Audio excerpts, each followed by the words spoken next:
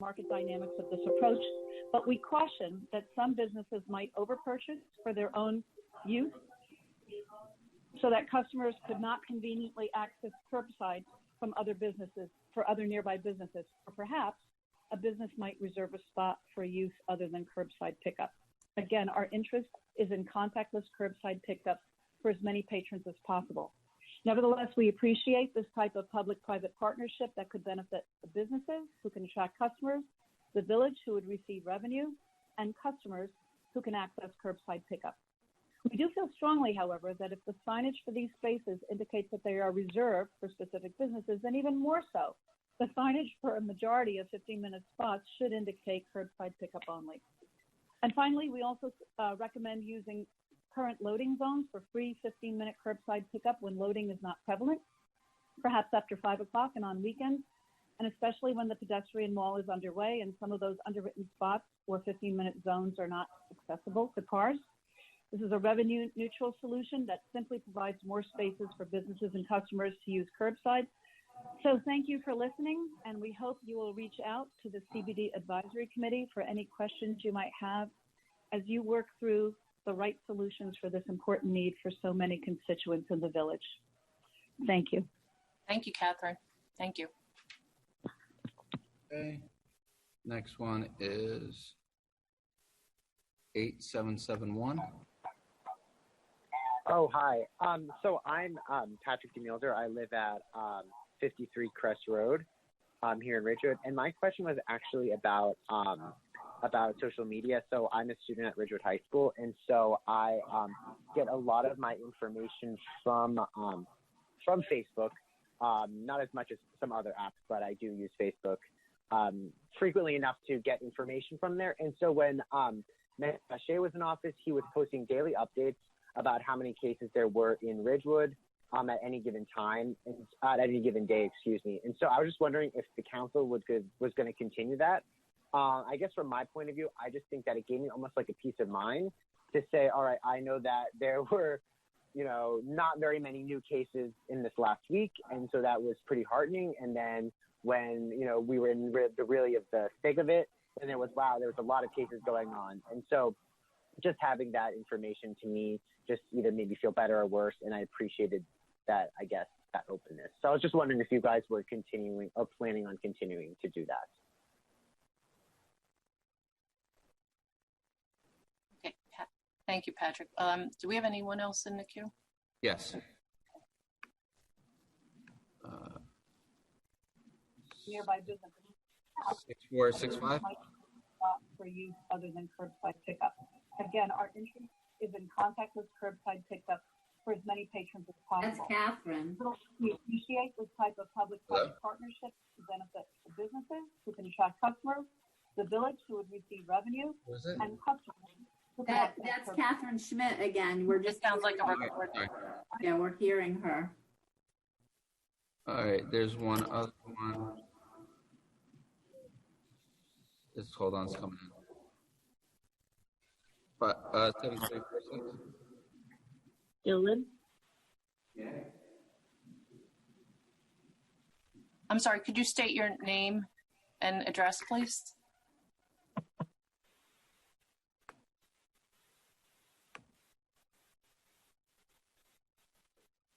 Hello? 7346. Good evening. Could you please state your name and address for the record, please?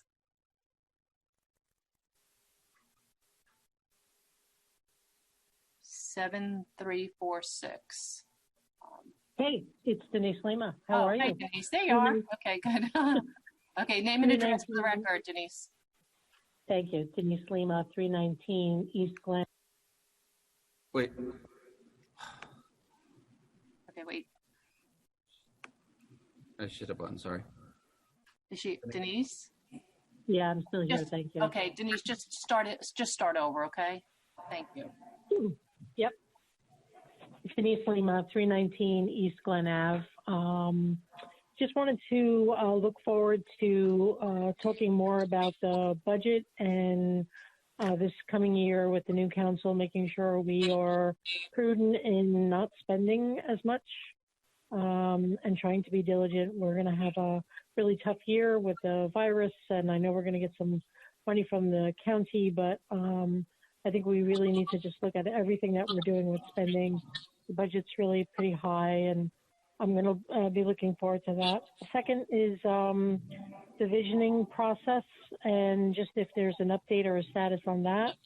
I know we've been derailed because of working from home and not having the village open, but would like an update on that as well tonight. Thank you. Okay, thanks, Denise. Thank you. Anyone else, Dylan?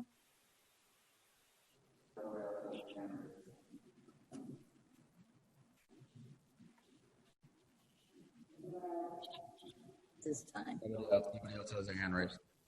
I'm sorry. That was it? Yep. That was it, right, Dylan? Yes. Okay, great. So first, Catherine, to Catherine Schmidt's comments, yes, we'll be discussing that later on in the evening. Patrick, I've been reading the comments on social media as well regarding the COVID-19 updates. Back a number of months ago when COVID-19 first hit, I, along with Dylan Hansen, developed the COVID-19 reporting system and the platform that we're currently using. And I thought at this point, because we don't have many new cases, I think we've been zero consistently, I thought it was an opportunity to rethink how we're reporting the numbers to make those more meaningful. So we're reviewing now, and hopefully we'll just changing that up slightly so the numbers will at least have some more relevance to the current situation. But our numbers are looking really good, and so we're happy about that. And Denise, as always, we are watching those taxpayer dollars very carefully. And I think Councilwoman Reynolds might be updating from the planning board meeting last night. The visioning process was updated by Neil Desai of NV5. And so it was actually a very thoughtful presentation last night. And I'm sure she'll be expanding on that in a few minutes. Okay. And then just before we continue, we would like to say that all village council members were just at Ridgewood High School for the 125th Ridgewood High School graduation. And congratulations to all of the graduates, Ridgewood High School class of 2020. We should be saying thank you to these young people and to their families, their parents, and everyone, because they've been gracious throughout this entire difficult months. And they've missed out on an awful lot. And I think it was very emotional. I know the village manager and I reached out for the superintendent several months ago now. It seems like just so long ago, asking how we could get this together and making available all village resources to assist. So it was really exciting and beautiful. And so we're really, really happy. And thank you to the village council colleagues for attending. We had to leave very early into the ceremony because we had to be here for 7:30, and so I think everyone was disappointed having to leave, but everybody was beautiful. And congratulations, class of 2020, and best of luck in everything, and all your futures will be bright and beautiful. Thank you. Moving on to the manager's report. Oh, unless anyone has anything to add, just feel free to jump in. Okay. So manager's report. Welcome Back to Ridgewood, New Jersey is a project where all the retail businesses can place their products on tables outside of their businesses, and also all food places are permitted to have outdoor dining. Food is also available for pickup still at the dining establishments, beginning at 10 a.m. Saturday through Sunday at 10 p.m. The Central Business District from North Walnut Street to Broad Street will be closed to vehicular traffic along East Ridgewood Avenue, including the side streets of Oak Street, Prospect Street, and Chestnut Street. It creates a pedestrian mall. There will also be live music in various locations throughout the pedestrian mall, including Memorial Park at Van Ness Square. The retail businesses and outdoor dining in this area will be moved into the streets from Saturday into Sunday. Pedestrians will walk on the sidewalks. There are arrows indicating which way they're supposed to walk, which is in the same direction as traffic moves. And there's also white painted dots on the sidewalks to indicate 6-foot distances so that people can social distance. All of our businesses and restaurants have signed a pledge to adhere to the CDC guidelines. Masks are strongly encouraged, and I think the governor today said that unless you can social distance, you must wear a mask outdoors. And also required, obviously, to enter any business. Parking kiosks and meters are back in effect. As a reminder, the rates are $1 an hour in the lots and $1.25 per hour on the streets. The kiosk takes credit cards or coins. And while parking kiosks have replaced most of the meters, there are still 15-minute meters at the beginning of each side street off East Ridgewood Avenue. You may also use Park Mobile at parking spaces by downloading the app. Graden Pool is open. I know over the weekend they hit capacity, I think 3 times, and they were allowed to, those people who came when they were at capacity, they would just tell them, please wait, and then we'll contact you when you can come in. I think what I was told is it was maybe 15 minutes is the longest that someone had to wait. They just suggested they wait in the parking lot, and then they were able to come in. I know that families are enjoying it, especially during this heat spell. Seasonal memberships are available for sale on Community Pass, and the Water's Edge Cafe at the pool is also open this summer. All village offices are open to the public, with the exception of the library, Monday through Friday, 8:30 a.m. to 4:30 p.m. We respectfully request that you only enter village buildings to do official village business, and loitering is prohibited in all village buildings. As a reminder, you must wear a mask to come into Village Hall as you are into any business. And if you do not wear a mask, we will have someone from the department you wanted to come to see, come outside and meet with you and try to assist you outside. And the Catchwell Memorial Shell is located on Veterans Field behind the Ridgewood Public Library. It presents a variety of free music programs on Tuesday and Thursday nights in June, July, and early August. And they begin at 8:30 p.m. and are free. We ask that you please bring a chair or a blanket. We encourage you to wear a mask and also social distance where you place your chairs out on the field. Update on garbage pickup and recycling center. Garbage pickup remains at curbside this week. It does go back to rear yard garbage pickup, resuming on July 13th. Recycling center located at East Glen Avenue is residential recycling and also cardboard recycling from businesses in the Ridgewood Central Business District. Our employees will remove your recycling from your vehicles, so we recommend that you put it in your trunk and just pop your trunk. They will remove the recycling. If you have it in bags, they'll bring your bags back to you. No commercial landscapers will be permitted at the recycling center. The farmers market with locally grown produce is open in the train station parking lot every Sunday from 9 a.m. to 3 p.m.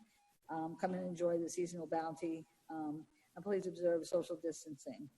The Bergen County Utilities Authority will be holding their household hazardous waste collection Saturday, July 18th at Bergen County Campbell Mountain Reservation. This includes aerosol cans, antifreeze, fire extinguishers, gasoline, paints and varnishes, pesticides, and used motor oil. The Ridgewood Guild is sponsoring drive-in movies. They're being shown in the Graden Pool parking lot on Wednesdays. Tonight, actually, Love Story is being shown. And on July 22nd, it will be Beetlejuice. It's a $20 admission for each car, and reservations are required by calling 201-493-9911. The movie starts at sundown, approximately 8:30 p.m. Music in the Night is a free music program presented in the Central Business District by the Ridgewood Guild on Friday nights in July and August. Talented up-and-coming musicians perform for free and enhance the outdoor dining experience in Ridgewood. Saturday and Sunday nights, there will be musical performances outside of Stella on Broad Street, on the corner of Chestnut Street and Oak Street, and in Memorial Park at Van Ness Square. I just want to mention one of the upcoming Village Council meetings are. July 15th is our public meeting next week at 8 p.m. The next meeting after that is August 5th at 7:30 p.m., which is our council work session, and then August 12th at 8 p.m. That's all I have.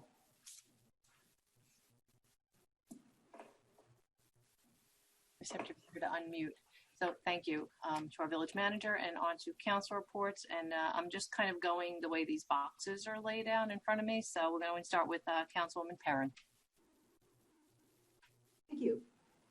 With regard to the Central Business District Advisory Committee, we met on June 25th, and outgoing Mayor Hache bid his adieu, and he also mentioned that more Ridgewood residents need to be going downtown, appreciating our downtown. And then he introduced me, and it was a very good meeting. We discussed the committee's structure, and also we formed a curbside pickup committee.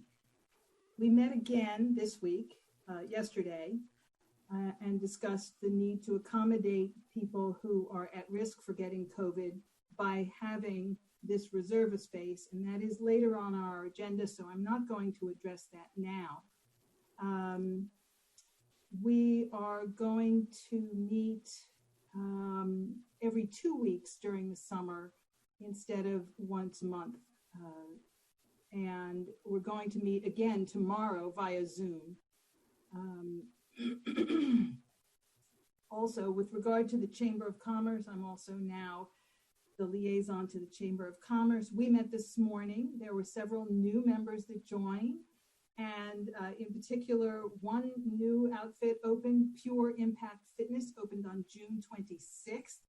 It's a really cool gym on Broad Street. Their Pilates reformers are just top notch. So I signed up, and those classes start next week. The members of the chamber mentioned that landlords have been forbearing with respect to demanding rent. So that's nice, but that will come to an end pretty soon. We had a long curbside discussion.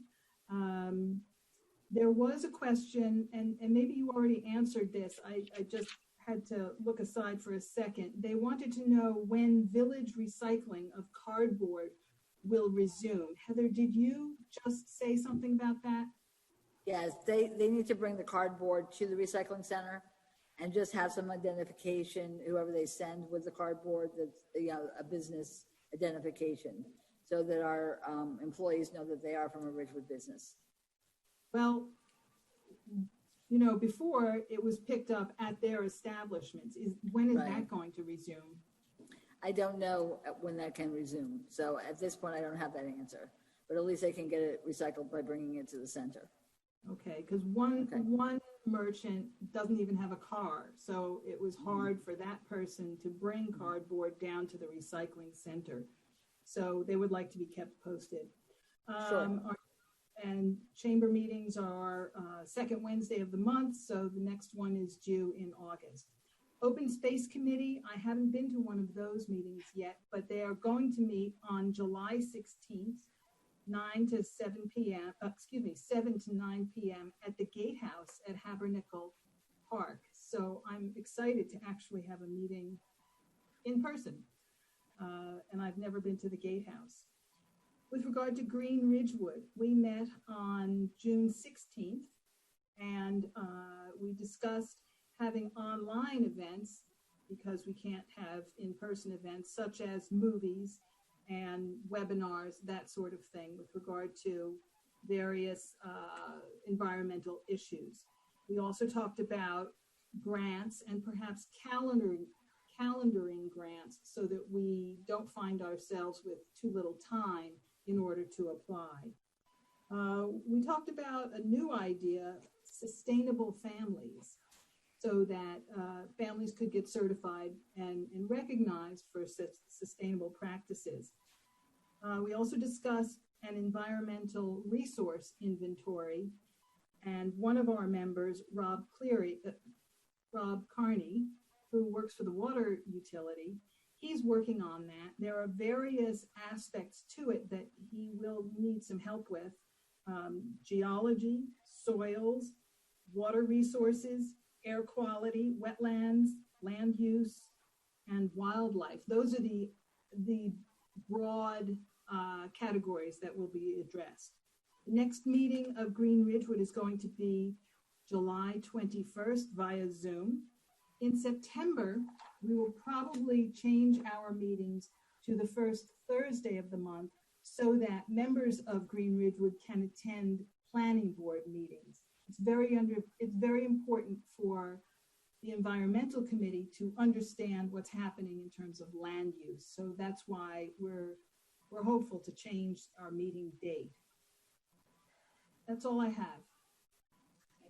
Great, thank you. Just one point of clarification, Pam, because I think that you said Pure Impact was on Broad Street, and I just wanted to give the correct address. Is 44 Franklin Ave. I just didn't want to correct it, but I thought it was important, and it's a beautiful, beautiful location, so it's great. And they have parking. Yeah, They have parking Yeah, off street. Yeah. All right, Councilman Walsh. Thank you. So we had our Fields Committee meeting yesterday morning, 7 a.m. It was full. Everybody was on this meeting, and a lot of conversations that really touched on so many different things. It was chock full, and the first thing is the COVID challenges. Obviously, contact sports. We've been having a challenge throughout the village with just COVID related issues, but with the sports, really most of the sports have not been able to do anything because of this. And although the state is saying that fall sports football will start August 10th, and all other sports will start August 17th, really that's yet to be seen, because we're really not sure what is going to happen at that point. Ridgewood school system is in kind of in a little bit of limbo right now, because we can do what we need to do on our fields if they open, but if the NJSIAA decides that they don't want to have the sports, then I guess we're going to have to figure out what we're going to do, or the Board of Ed's going to have to figure out what to do. The Ridgewood High School tennis court resurfacing that we obviously partner with, that should be completed around, projected to be completed around August 10th. So our tennis courts are open and people can use those by social distancing. So that's going to be great once those are completed. It seems to be the biggest challenge for our sports groups are whether they're actually going to have sports in the fall. There's a couple of different things that are triggers for these groups. Primarily, their insurance premiums are due. They're very large sums. So if they don't believe they're going to be able to run the programs, they are not going to be paying these large premiums if they don't have to. So RSA will decide their season by August 1st. It does not look like, if the way COVID is going, that they'll be able to run the season. Ridgewood Lacrosse had to send refunds out, because remember, they usually do their applications in December, I believe. So before COVID even started, they were getting their applications in. So they had to refund the majority of those. And there were a couple of people, I believe, that did let them keep the money for their coffers. So what's happening now is our sports groups are really in dire straits, because they really don't have any financials to kind of move forward. We're hoping that they are going to be having some limited practices, or that the programs will be able to run limited. And what they asked of the council would be that, since they probably aren't going to have the numbers that they would expect if they can open, and they want to be able to service as many kids as they can from the programs, they're hoping that maybe we can give them a discount on the fields. Because right now those programs are paying $100 an hour on the fields, and they're wondering if we could either waive the fees or at least discount those fees, so that that they can still run the programs with limited number of children if indeed they can. So that's just something for everybody to think about. I said that I would present it and let you guys digest it. I can send you guys an email with what they're proposing, so that maybe we can, if they can run the programs, we can help them out a bit. The other thing is the Maplefield lighting project. A lot of that project was based on these programs, filling their coffers, and then kind of moving it along. So there's a couple other things that, are moving behind the scenes that we're going to have to be thinking about in the coming months for the sports. But all in all, it was a great meeting. A lot of people on there, everybody really wants to get these kids out of the house and doing stuff, but COVID's really causing a little bit of a challenge for us. So I'll update you guys on what's actually going to be starting and what's going to be permitted, I guess, in the coming weeks. That's all I have. Great, thank you. Deputy Mayor Seaton. Thank you, Mayor. Nothing really to report this week, but I would like to thank the Ridgewood 4th of July Committee for putting on the flag raising. It was a great event, and it was nice to see that we were able to put that together and continue to tradition this year in a very challenging and difficult environment. So again, a big thank you to the committee and all the volunteers for doing what they can and getting us through 2020, and looking forward to a really bang up 2021 celebration. So that was it. Thank you. You're welcome. Councilwoman Reynolds. Thank you, Mayor Knudsen. We had a planning board meeting last night. It was a reorganization. So we reappointed the chairman, Richard Joel, and Diane O'Brien was voted in as vice chair. We had a courtesy review for the proposed permanent lights at Maple Field. And I'm wondering if what Councilwoman Walsh just said is going to change things, because we expected, I believe it was either 140,000 or 145,000 from the sports groups as part of that. So I don't know if that's going to change at all based on what she spoke about. We did have a presentation from Neil Desai from NV5.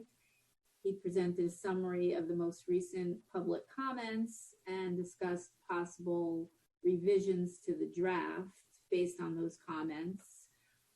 The Master Plan Reexamination Subcommittee, which consists of 4 members from the Planning Board, will be meeting over the next month or two to discuss those comments and see if they want to make any changes to the draft. And I think he'll be back in September. I don't think a specific date was mentioned, but they will be discussing it again at a September meeting at the Planning Board. And I think that is all I have. Okay. Thanks. Yeah, thank you. So a couple of things. So Deputy Mayor stole my July 4th thunder. So I really do want to thank Tara Masterson and Lee Gilson and Saltail for their work on the July 4th committee. As always, it's a challenge. This year was very disappointing, obviously, but the flag raising was absolutely beautiful, and it was well attended, and so we should all be proud that we had that opportunity this year. I remind everyone to visit visionridgewood.org, which is our master plan visioning process, and all the draft documents are there. The public comments and all the additional information relative to any proposed changes will be posted. And as far as Councilman Perrin, just as a favor, I will send you, I believe Planning Board member Francis Bartow was appointed as the Planning Board liaison to open space. So just as a reminder that if there's, when and if there's a meeting, and I know you just announced, but she should be included on all emails pertaining to that. And I think that is it. I have nothing else. And so with that, we will move on to the regular meeting. Okay, so discussion items. The first item is under budget. This is authorizing the Municipal CARES Act grant reimbursement agreement. As I've mentioned previously, through FEMA, we are getting reimbursement for some of the COVID-19 related expenses. 75% of those accepted expenses will be paid by FEMA and 25% by the village. The village, once they get a determination from FEMA, can then process it through the CARES Act grant, which is being run through Bergen County. And this is similar to FEMA in that it's a portal that you put information into.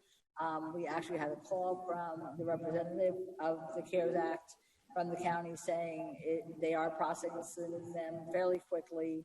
And so we're actually, a couple months ago, I had mentioned that we had gotten our first FEMA reimbursement. It was not actually for COVID. It was for another previous time that we got FEMA reimbursement. So we're waiting for our first reimbursement. As soon as we receive that, we will be sending it to the county. There also may be some expenses that we have undertaken because of COVID-19 and may not be reimbursed by FEMA at all, but may be reimbursed by the CARES Act grant. So this is the agreement to allow us to apply for the money.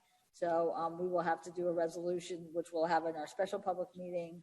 So this can be signed and sent to the county. And then, as I said, as the reimbursements come through, we will process them through to the CARES grant as well. And hopefully in the end, pay minimally for the COVID improvements that we've made here in the village. The next is regarding the resolutions for our bond sale. Heather, excuse me, I just wanted to make certain that if there are any questions or comments on that, and I think Councilwoman Walsh was already jumping in so quickly. Yeah. So go ahead, all yours. Yeah, so Heather, I'm sorry. That's okay. No, that's okay. So I have a question, and I was trying to read through to see what the criteria is, because if we're losing revenue, I'm just going to bring up Fields Committee again. If we've lost revenue because we weren't able to open fields or do things to that effect, or impacted specifically because COVID, would we be able to put that in as part of the application? I can find out, but I think it's basically for expenses, like in other words, for purchasing things. Such as we just recently put in the restrooms here, and we're continuing to do so, putting in contactless soap dispensers, paper towel dispensers, things like that. So RBSA did have some expenses. RBSA had some expenses because they had to do, they had to get porta potties, and they have to wipe them down. Hold on, let me look at my notes. Okay. Yeah, they have so to do. Is that a village expense though? Well, that's what I'm wondering, because if we can't get our revenues because they can't. Yeah, I just don't know if we can go for expenses incurred by individual groups. I think it has to be a municipal expense. Okay. So to that, I will double check it though. Okay, and I'll check with Nancy too to see if there's any other expenses that did come through the village that might be eligible. Okay. Go ahead. now it's possible that money you're talking about, Bernadette, that they're not going to be able to pay over could be reimbursed once we have to spend that money. Right. So that it is, you have to spend it first, then you get reimbursed by FEMA and CARES. So we should talk offline about what the scenario is and how that's going to play out. Yeah, good. I will. Thanks. Okay, just as we're moving forward, because we have two new council members here, that's kind of like their first official meeting, and I want to make sure that if they, as we go through each item, just at least take the pause in case there are questions. It's a little bit different on here, as you know. Okay. Any other comments or questions? Okay. So the next one is regarding the 2020 bond sale. Bob Rooney, our Chief Financial Officer, and Steve Sandari, our Treasurer, conducted several meetings with Josh Nikita, who's with our manager with Acacia, which is our financial consultant, and Matt Jessup, our bond counsel, to discuss funding of bond anticipation notes, which will mature in August 2020. I think I'll have Mr. Rooney take it from here and just kind of explain the process they went through and why we received new resolutions. I think it was yesterday, because we did change direction. So I'll have Mr. Rooney explain that. So the resolutions that you initially received included approximately $13 million of additional funding to cover capital projects that we anticipate it's going to be spent over the next year. When we took a look at what the maturity schedule was and what the impact would be in debt service, we backed up a little and said, okay, let's just issue bonds for the notes that are outstanding currently, and the additional $13 million we can go with short-term financing to cover the expenses that we're anticipating to come up. So the resolutions you now have in front of you One is for a combination of the two general and water sale, so it can be combined into one. The other is for the approval of general serial bonds for $15,197,000 and water of $17 million. Both those amounts are being used to pay off current short-term debt that matures in August. The last time we had a bond sale was in 2019, where we sold a bond for the parking garage. And prior to that, we had a sale in 2016 of approximately $18 million in general and $9.2 million in water. So this is cyclical. This comes about when the short-term borrowing starts to mature. The current interest rates today was approximately 1.45. It has been holding pretty steady, and the sale is proposed for July 23rd, with the proceeds being received in August, just in time to pay off the notes. Any questions, anyone?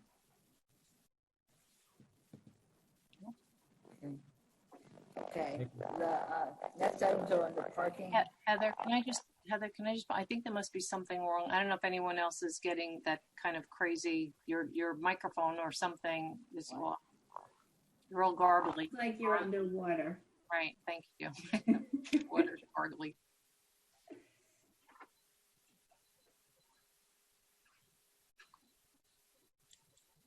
Hold on, Dylan's gonna try to correct it.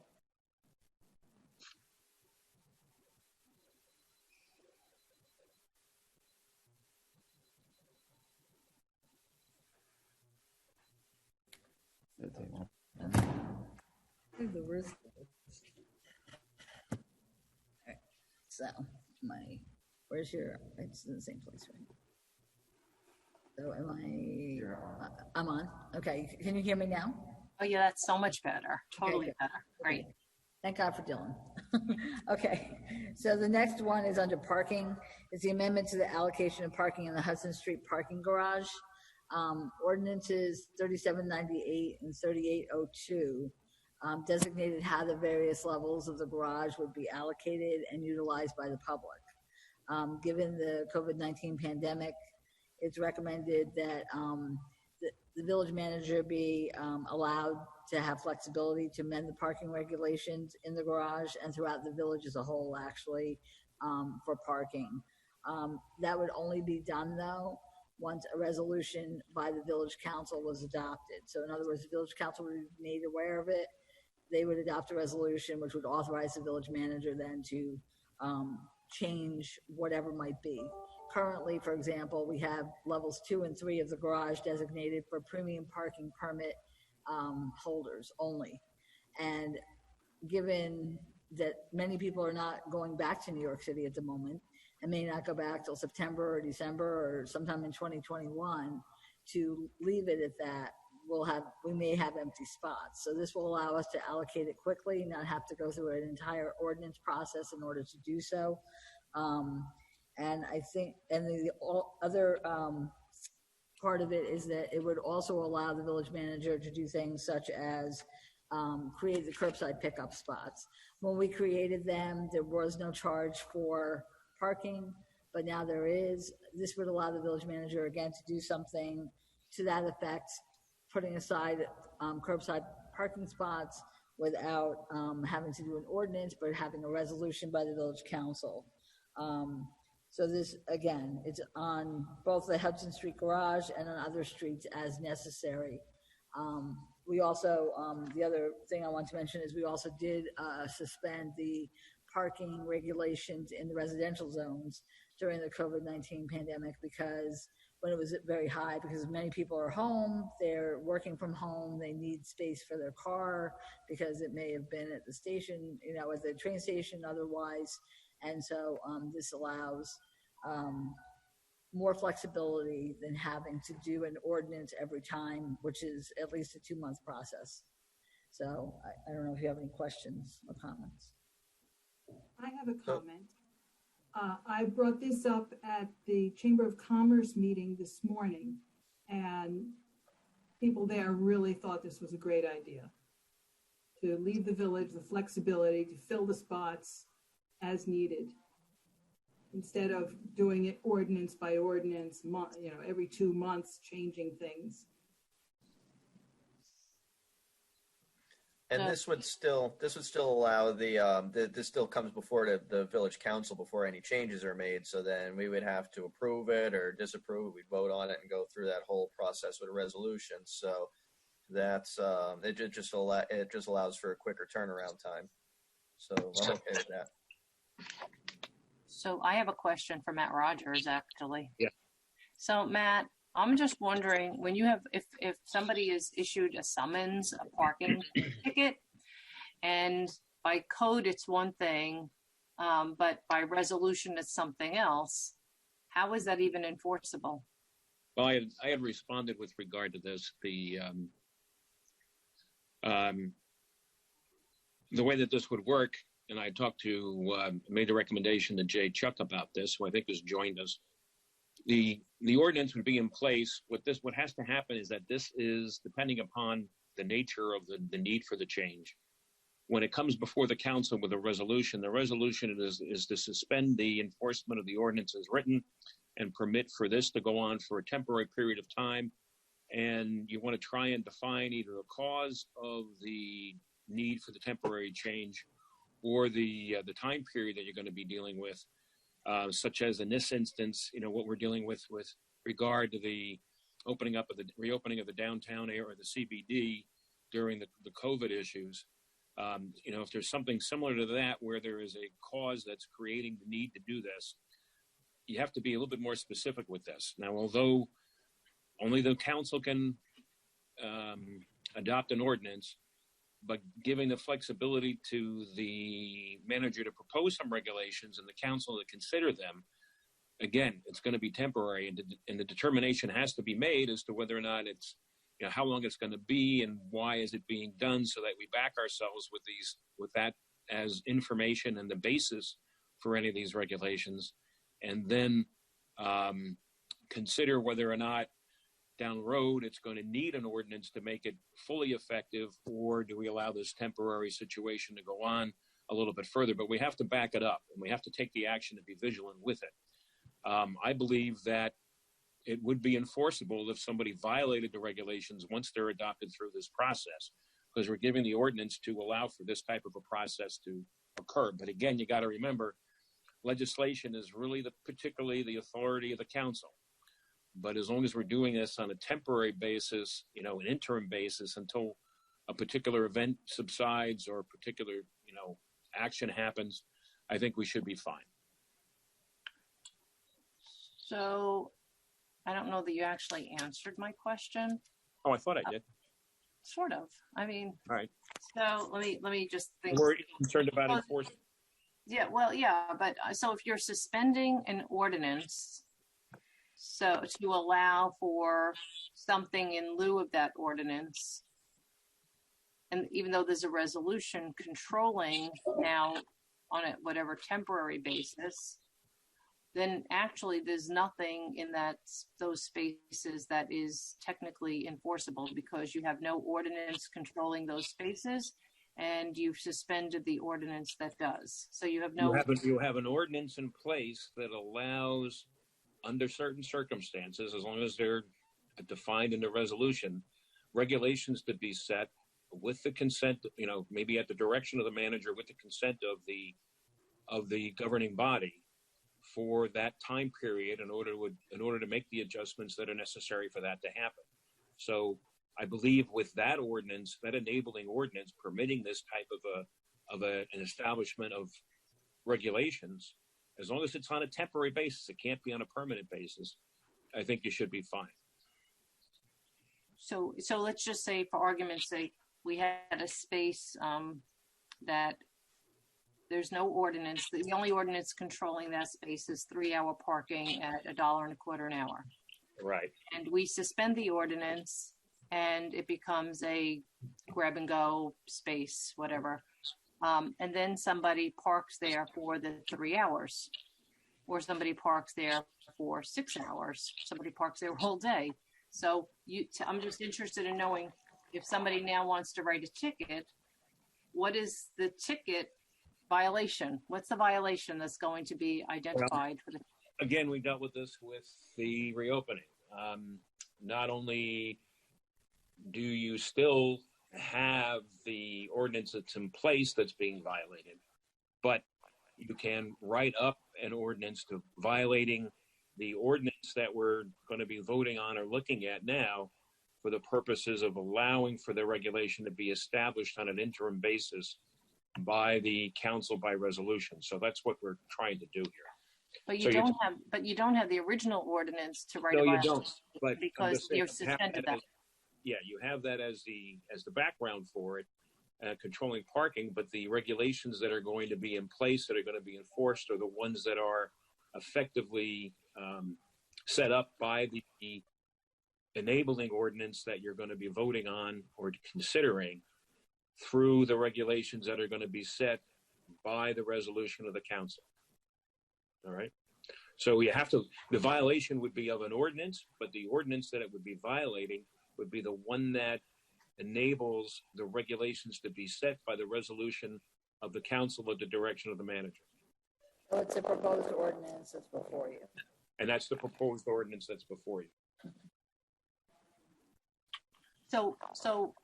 Okay. So now we have an ordinance, a violation of this parking. We'll call it parking ordinance 1, 2, 3, 4. Right.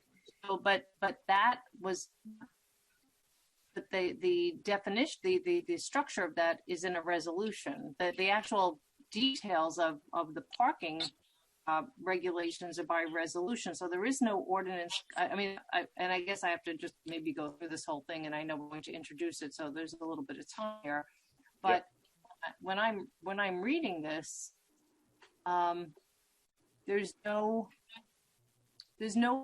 structure to what it is that only by resolution. So how can you issue a summons based on a resolution? I think I'm just missing that. Because you go back to this ordinance, is my understanding. Again, 3803. Just go ahead, Matt. I'm sorry. No, again, it's as I said, and as Heather is saying, the violation is if the rules and regulations are established, although they're established in a resolution, the authority to do so is in this ordinance that you're about to consider. Right. Because this may from time to time change, and it's only on an interim basis that these things are going to be there. So this is the enabling ordinance that allows for those regulations to be established. So if those regulations are established through this ordinance, even though it's done by resolution to set them forth, but it's through this ordinance that it's being established, and that would be where the violation would lie. Right. That's certainly the intent and the way I think it would be set up if for the police. And Jay and I talked briefly about it, but I think that's where you would write it.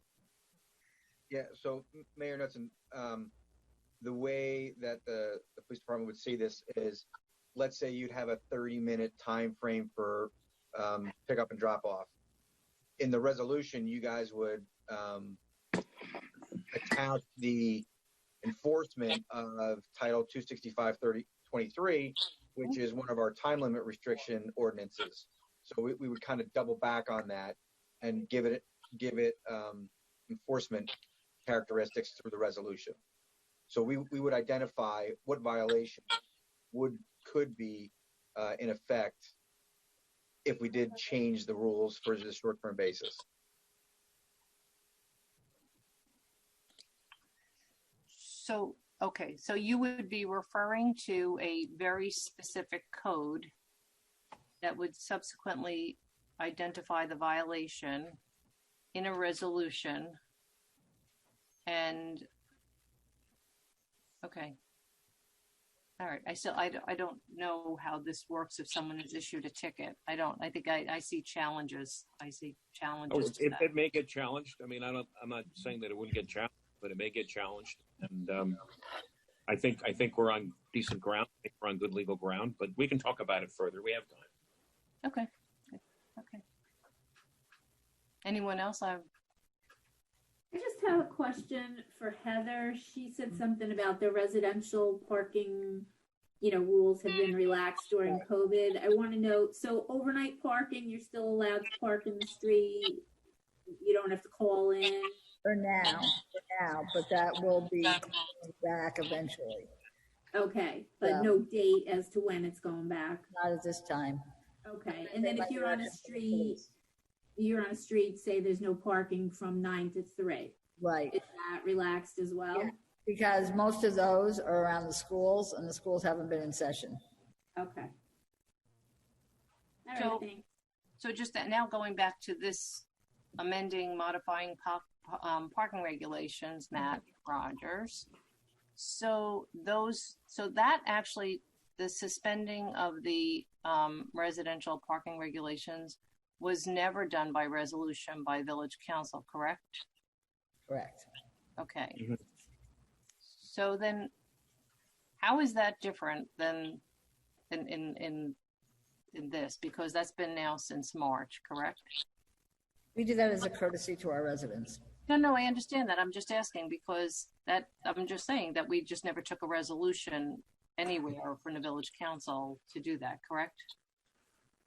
Well, we took a resolution. We did adopt a resolution that dealt with the reopening plan, and you could certainly make the argument, or at least the association, that that plan included a lot of parking and other aspects of it that were part of that plan in order to allow for the reopening of the village. That, this may be something that we're learning from that is a little bit more defined and a little more specific. And I think that's the way we're approaching it, because that aspect of it and that plan, came about in a whirlwind with a lot of different things going on. I think this is a little bit more of a refined and at least more thoughtful way of approaching it. So. Okay, I'm good. But we can talk about it. I guess we will.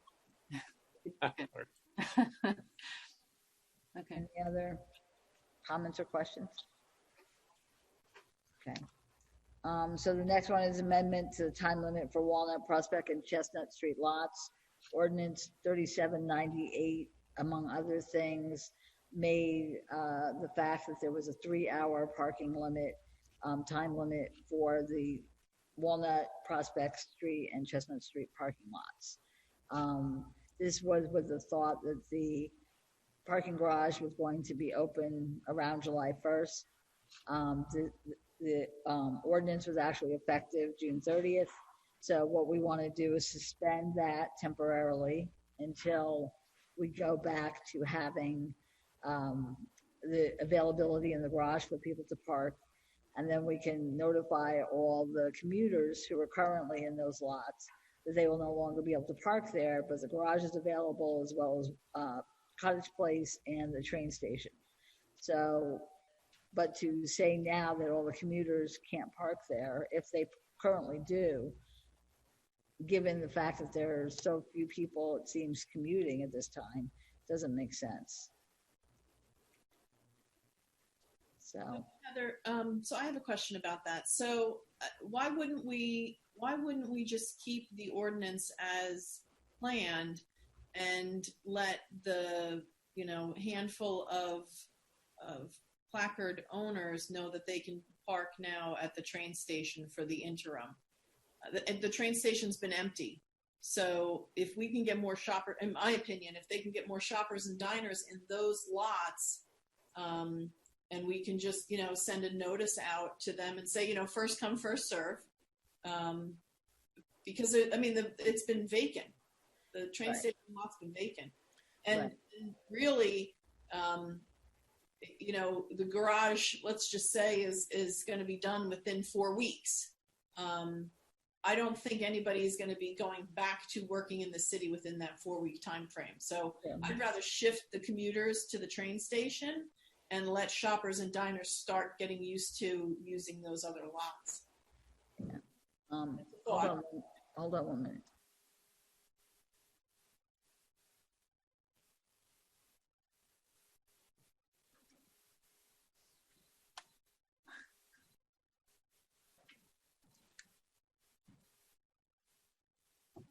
The permits for the train station are the premium parking permits. So anyone who has a regular parking permit will not be able to park at the train station unless they pay by Park Mobile or by going to the kiosk. So we can certainly do that, but they can't park there with their hang tag. So we've now limited the people with hang tags to park only in Cottage Place if they want to use their hang tag. Yeah, but what I'm saying is, and I guess this is really the conversation we should have. If it's sitting there vacant right now, and this was the ordinance that we had planned so that we would entice shoppers and diners to really be in those areas, I feel that we should just kind of go ahead with what we had planned. Let them know that it's maybe a 30-day basis that those placard holders can park in the train station for maybe the month of the rest but they were violating that ordinance that allows only the premium parking. This is why this other ordinance we discussed is important, because you could do a resolution to temporarily suspend that only premium parking permit could park in the train station. You mean the ordinance we discussed before? Yeah. Yeah. So this is an instance where we could do a resolution. Yeah. If we had that ordinance in place, we could do a resolution saying premium or non-premium parking permits will be allowed in the train station. 30 days. But right now, the ordinance says only premium parking permits. Yeah. So I'd like to hear what the council thinks. Except for you suspended everything anyway without the council, so I don't understand why wouldn't we just say exactly what Councilwoman Walsh is saying? The village manager suspended, and I'm not saying I agree or disagree. But you suspended the overnight parking regulations. You suspended the meter regulations. You created the curbside pickup, albeit I believe that was done inappropriately with the ordinance that was noted. You created the grab and go spaces without any of the village council doing any of it. So if you did all of that without us, when there's a logical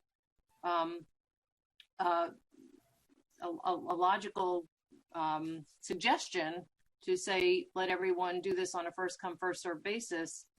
I mean, if it's been going on all along without us, I don't know that this is like a good idea. Why do we, I guess I'm just confused. I think a lot going of on all along without us. I think a lot of them are good ideas, actually. And I think, again, we were doing it to assist our residents as far as the residential parking. We could start it tomorrow if you want, if that's what you're asking for. I think that we were we realized that people staying home meant that there were more cars and that perhaps there were family members who came and were staying with people here because they, instead of being alone in a home, perhaps came and lived with their adult children or something. Parents might have come in and lived. So we were trying to accommodate. I don't mean to interrupt. I think you're misunderstanding what I'm saying. I know what you're saying. All I'm saying is that even though that may have happened on day one, week one, we've had about 10 meetings after that fact, and we've never had a resolution to suspend those regulations. Mm-hmm. Even though we created the curbside pickup spaces, and even though, again, I believe that was done, I disagree with how that was done. I'm just putting it on the record. But that was done, even though there have been 10 meetings since then, that was done without this governing body. And the grab and go, the curbside pickup, the temporary grab and go spaces, the suspending of the meters. I remember we got into that conversation because the meters were suspended without the village council, even though there were 10 meetings after that moment. The village council never took a resolution officially suspending the meters. But the council did discuss the meters. We discussed them, but when it came time to reinstate them, I think the question was, why would we be obligated to make the decision to reinstate them if we didn't make the decision? So, I mean, that was kind of like a little. So my question is, Councilwoman Walsh has made a great suggestion that the lot's empty. Why wouldn't we just do first come, first serve? But if you did all of these things without a resolution before, why do we need a resolution now? If it's within, you're already kind of taken that, all the resolution is doing is having the ordinance, which is now in place, not be enforced. because right now, and if you want to kick everyone out of all those lots, we can do that. All the commuters, we can do that, and then say first come, first serve at the train station, because that's what that ordinance does. And so this is really more about what's happening in those other 3 lots and whether or not we want to enforce that. And if we do, then we can tell them first come, first serve at the train station. That's fine. No, I think that the point is that they can remain in the other lots as well, but No, also they can't. Under this ordinance, they can't, and that's what this resolution is for. No, I think the suggestion, I mean, correct me if I'm wrong, Councilwoman Walsh, I think that we continue with the resolution to suspend that. That's fine. Okay. But we also put information into the world that all those people can go and park here, first come, first serve. And if we get those people to shift there, then that's those lots empty out for shoppers and diners. Am I correct, Councilwoman Walsh? Is that what you're in? So the intent of the shift of Walnut, Prospect, and Chestnut was that we were going to shift all of these commuters to the garage. Correct. So that was the intent of changing everything. And because we're in this lull right now where the train station parking lot is sitting vacant, I would just say continue with what our plan was. Let those individuals know that they can now first come, first serve park in the train station lot, which I think they would be able to fill it. I mean, I don't know the number. So that would be the question. And then just continue our ordinance and say, look, we hope to have the garage opened within 4 weeks, right? Isn't that the kind of the time? 4 to 6. 4 to 6 weeks. So this is only good for the 4 to 6 weeks. And then you will be in the garage on the second and third level and, and kind of spell it out. I think they would be appreciative that they'd get to use if they're commuting, Okay. I mean, it's the thought. We have their contact information. We can just send an email out to those same people saying, look, you can continue to do this, but also if it's okay with you and it's more convenient, you're welcome to use this on a first come, first serve for this amount of time. And then we empty those spaces out for shoppers and diners. It's a great suggestion. Okay, so you don't want the resolution. I get it. No, we're going to do the resolution. No, we're still going to do the resolution just so in case we don't want to kind of pigeonhole that if somebody does park there by chance, we still want to maintain that opportunity because we don't want to start ticketing people. Let's just get some information out there. We can always take a resolution next week, but we can always change it next week, but let's take the resolution if everybody's still okay with that, so that everybody can still continue to do what they're doing, continue to park there as we kind of get that information out into the world that they can park at the train station on a first come, first serve basis. If that makes sense to everybody, feel free to jump in. Oh, I think that's a great idea. Pam, are you okay? Oh, she's muted. You're muted. Yes, that's fine by me. Okay. So we're going to do the resolution. We're going to continue to suspend that piece so that folks can still park in there with those commuters. And then we're going to send out communications to everybody and say, you're welcome with those. In lieu of that, you can park here, first come, first serve basis, and then we'll just monitor it. I think And then what this resolution indicates is that the village manager can then state that as of this date, once the garage is open, that it will revert to just shoppers diners in those lots. Yep. No, not really. That's what it says in the last sentence. Yeah. Okay. All right. Fine. I'm sorry. Yes. Okay. Fine. But we just want to make sure. Look, I just want to make sure that everybody has time to understand these changes because we have a lot going on, lots of moving parts, and we don't want to see suddenly everyone gets slammed with tickets. That's all. And that's why I wanted to suspend the ordinance so that they didn't get slammed with tickets. Right, but that's what we're doing. Yes, correct. Okay, so we're good. Okay. So really, we don't have to let them park in the train station because if they're currently parking in Walnut Street now, and they're used to that, then they're not getting kicked out. So. No. But the point is, you're just saying to make it closer for them. Yeah. The point is that what we want. I think what Councilman Walsh is suggesting is that we notify all those people with commuter parking that are parking in those lots. We notify all of them and tell them that for the next couple of months, 6 weeks, whatever it is, they can go to the train station and they are welcome to park in a more convenient location on a first come, first served basis. They have then two options. And this way we start to see if we empty out those lots and more shoppers, diners come in. That's all. We're not. Or they can stay where they are, but we try to direct them to the train station. Right. We have everybody's email communication, right? So we can send out an email to everyone and just say, hey, commuters, here's some good news. Mm-hmm. Yeah. Take advantage. I agree. Okay. And it also gives them just a heads up on the change that is coming. Sure. And that they can start planning accordingly. Right. Okay. All right. So that's all I have for the special public meeting. Okay. All right. So I guess we'll take a motion to suspend. So moved. Second. I'm sorry, who moved? I did. Is it? Okay, Mike, I'm sorry, did you second or did you? I second. I moved. Bernie second. Okay, I got it.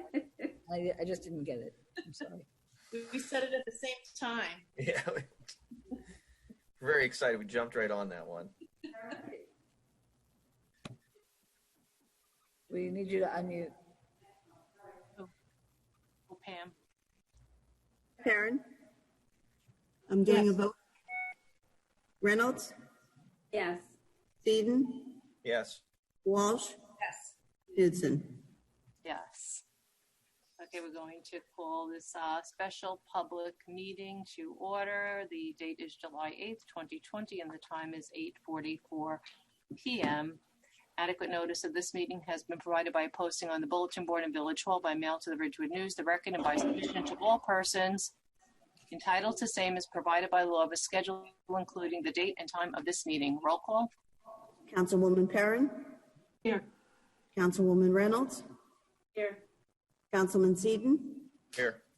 Councilwoman Walsh? Here. Mayor Knudsen? Here. I move the first reading of ordinance 3803. Second. Sorry, who was that? Councilwoman Reynolds. Thank you. Perrin? Yes. Reynolds? Yes.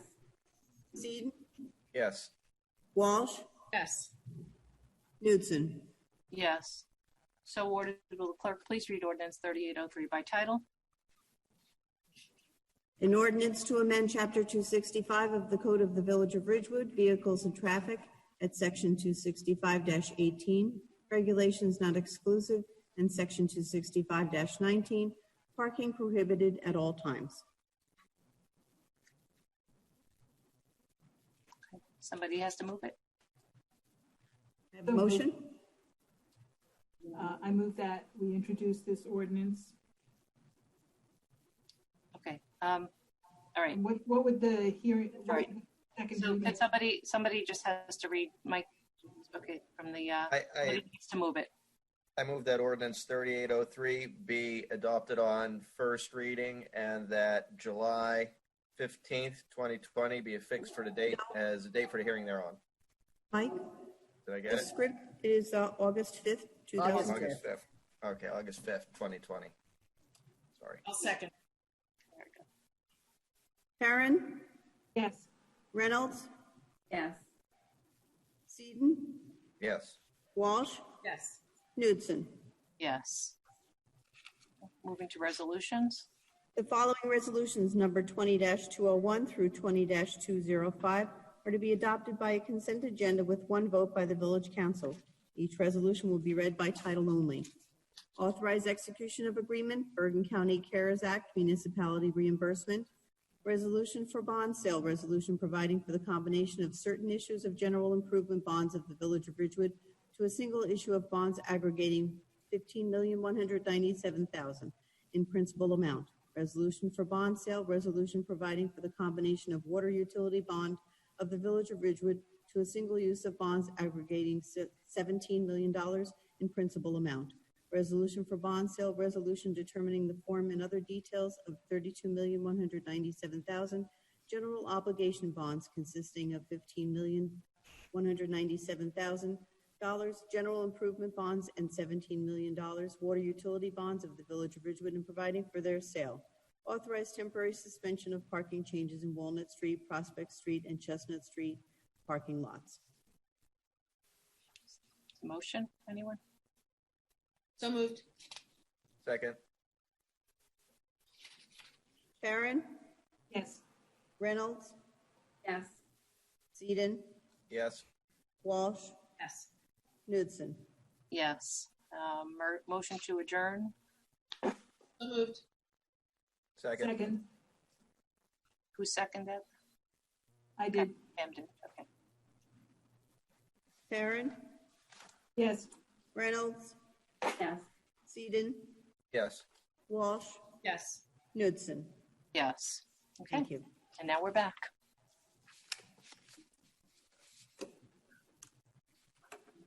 So our next item is a presentation by Eagle Scout candidate Paul Nasser. I'm bringing him in right now. Once he joins, he's going to share a presentation.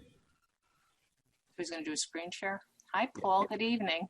Hello, how are you? Good. How are you? I'm fine, thank you. So we're excited. We always love to have the Eagle Scouts. Yes. And we look forward. Let me see if I can get this working. Can you see the presentation? Yes, we can. Okay. Good evening. My name is Paul Nasser. I'm 16 years old and I attend Ridgewood High School. I will be a junior next year.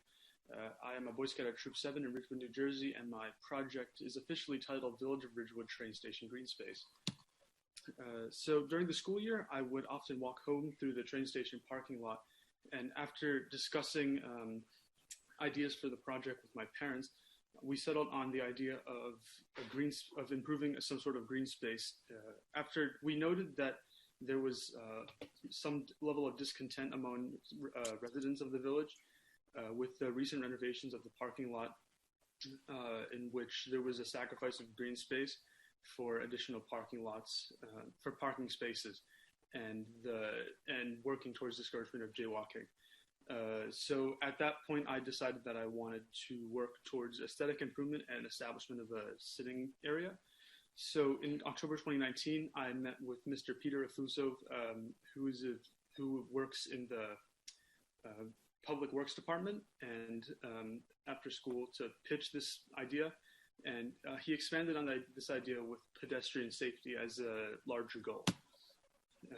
So I would, to do this, I plan to plant shrubs, flowers, and other sorts of plants to divert pedestrian traffic towards crosswalks. Looking at this picture just from Google Maps, these two areas that I plan to work on, they're still in this state in which it's just mulch and grass, which is obviously very easy for people to walk over, as opposed to if there were to be plants there, taller plants like flowers, bushes, grasses, etc., which would be more naturally diverting for people, so that they would walk towards these two crosswalks. In diverting the foot traffic, the overall aesthetics would be duly improved, creating a sitting area in the process, as there was a metal bench placed there a couple months ago, which would be improved, which would be further ameliorated by the plants. So as I said, I've frequently meted with Mr. Peter Fuso and Mr. Jovan Menzik, who both work within the Public Works Department. They both help to represent the needs of the village of Ridgewood in my project and the goals of their department. So moreover, they connected me with RNS Landscaping, who help provide advice for like plant choices. Moreover, I visited various nurseries to gather price estimates and availabilities of plants. I also met with Mr. Mark Babunovic to help determine the needs of the Boy Scouts from the Boy Scouts of America, as he was a previous Scoutmaster in Troop 7 and also serving as other people's project coaches in prior years as well. He, as such, because of this, he understands the expectations from the Boy Scouts in such a project and can help properly gauge and give advice on the scale of my project. So regarding plants, as previously mentioned, RNS has been providing some level of planting advice. From the public works side, they made it clear that they want plants that are low maintenance, low water needs, and can take full sun exposure. So I've determined 3 categories being tall plants, ground cover plants, and flower plants. Tall plants would serve as large barriers adjacent to the road and would be a possible mix of reed grasses and or hydrangeas. Because they're the tallest ones, they would be the most direct barrier of sorts. The next section, ground cover, takes up lots of horizontal space, and as such, not only does it take up aesthetic space, I guess, it also is almost like a cost saver in the sense that the plants that I've been looking at, gold or sergeant junipers, I believe that they have diameters of up to 8 feet, so it helps save costs in that way because we can plant less plants but get more mileage with each plant. Lastly, cone flowers or variegated flowers would serve as decorative elements and likely be closest to the sidewalk and provide a colorful contrast. In these 2 images you see, the top one was a rough draft created by Mr. Afuso, and then the bottom one was an even rougher draft that I created, just to get a general sense of where we're aiming to go with this, although it's probably going to change based on what we have available to us in the future. Regarding funding, this table has, as you can see, plants are a very major expense, and I have received discounts and donation offers from multiple nurseries to keep these costs as low as possible, but this will probably, I still will need to host something like a bake sale to raise additional funds as needed. Regarding safety concerns, people from various Boy Scouts of America areas have emphasized the need for the safety of the Scouts regarding their proximity to the road, as they will be working near this exit drive. So to prevent any possible chance of injury, it will be made clear that they have to work within the island, and cones and caution tape will be in use to prevent them from straying onto the road. Moreover, Mr. Afuso from Public Works noted that I would have access to these 4 compact parking spaces to be used as a staging area, and where will also be safe for the volunteers to work. Regarding COVID precautions, as I plan to have the project over the summer, everyone will obviously have to wear masks and undertake social distancing precautions. If tools will have to be shared, they will be sanitized in between uses. Lastly, standard worksite precautions like water and first aid kit will also be present to mitigate any normal risks. So these are my contacts and acknowledgements. So on the left side is the Boy Scout side of things, and on the right side are other people that I've worked with. Mr. Babunovic, as I previously mentioned, is my product advisor and a past Scout, Troop 7 Scoutmaster. Mrs. Terry Allmeyer and Mr. Williams are both people I've worked with to get approval for the paperwork side of things. Mrs. Allmeyer is the Ramapo district representative, and Mr. and Mrs. Williams are members of the leadership in Troop 7. From the Village Public Works, Mr. Peter Afuso has served as my beneficiary representative, and I've also worked with Mr. Jovan Mahenzik. From RNS Landscaping, I've worked with Mr. Robert Shucker and Ms. Julie Watson, who have provided resources for my use, namely plants at either a discount or for free, and pickup truck usage. So that's all. Thank you all for listening. Is there any questions? I have some questions, Paul. So are you going to put a bench in? Did I hear that? No, there's a bench that was recently added by the village. It's a metal bench. Yeah. And can you point out where the bench is on the diagram? It's like there's this little concrete section here. That's where it is. Okay. Right now. Okay.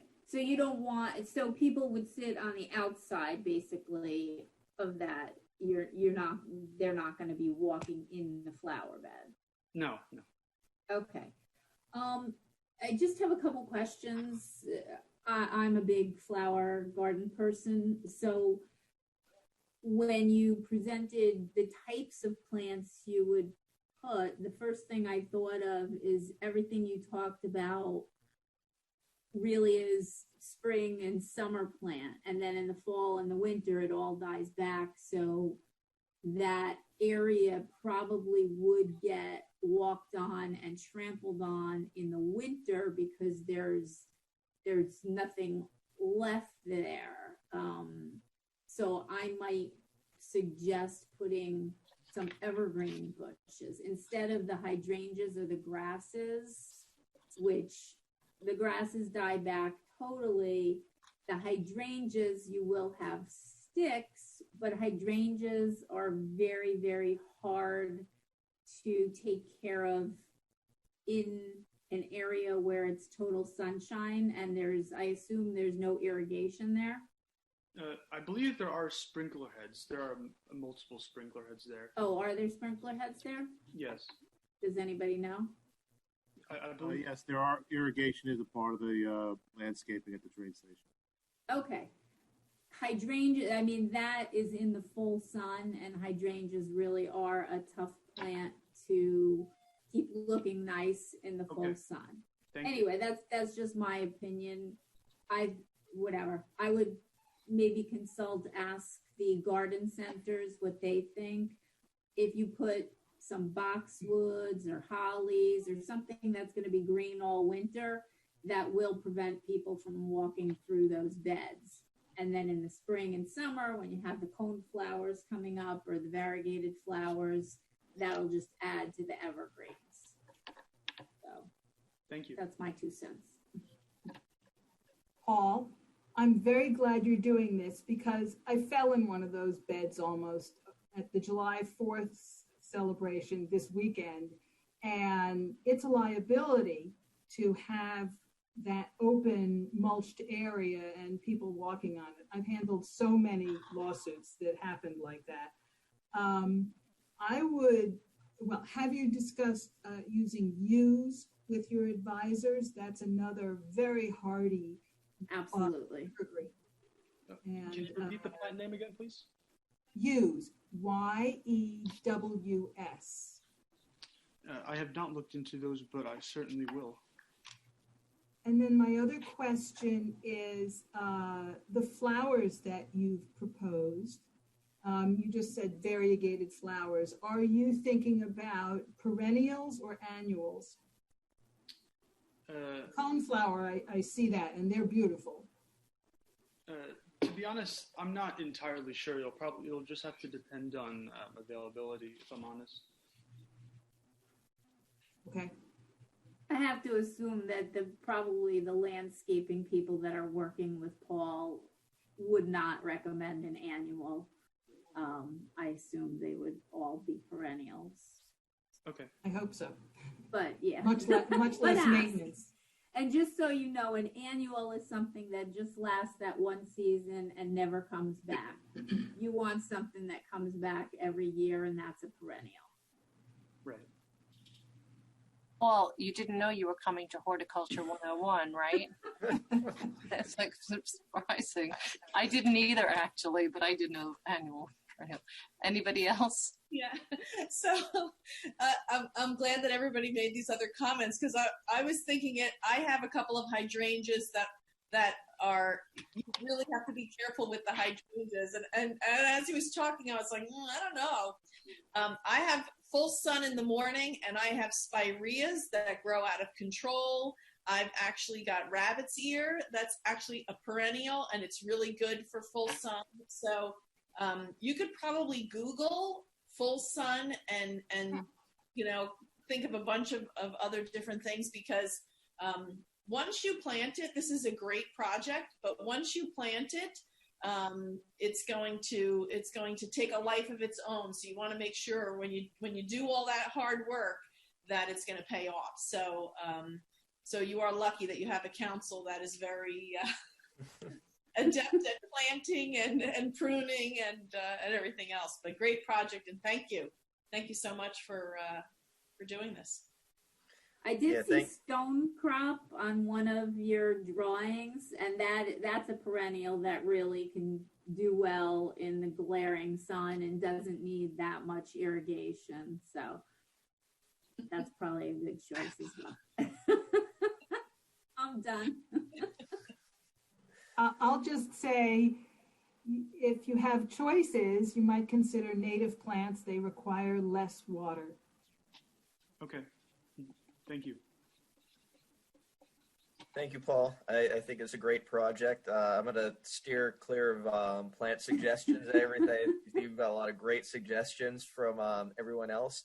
I do have a question. Maybe it's probably for Chris Rudishauser. There were, I remember there were historic plaques kind of in the old walkway at the train station, and after the renovation, I guess they've been picked up and maybe moved for safety reasons with the construction and everything. But are those going to come back? I think those were the responsibility of Transits, if I recall. I know they were doing some identification of historic components up there. I guess you wouldn't be able to, you wouldn't know if they're going to bring them back or if they got rid of them. I mean, I don't know. We can make an inquiry. That'd be great. Maybe you could even put them, move them and put them closer to the benches, or put them in the flower in the flower beds, and kind of work around them and incorporate them in the project, because it might be helpful. That's just a question and a bit of a suggestion. But thank you very much. It's a great project. It does incorporate beauty and functionality and safety, and it's a really good idea. Thank you. So, Paul, did somebody else have something? Oh, sorry. So, Paul, thank you. I just love this project. I totally love it. I hope it's okay. I'm going to make a suggestion that you might want to reach out for Councilwoman Reynolds, shoot her an email, because I promise you her gardens are all the envy of Ridgewood.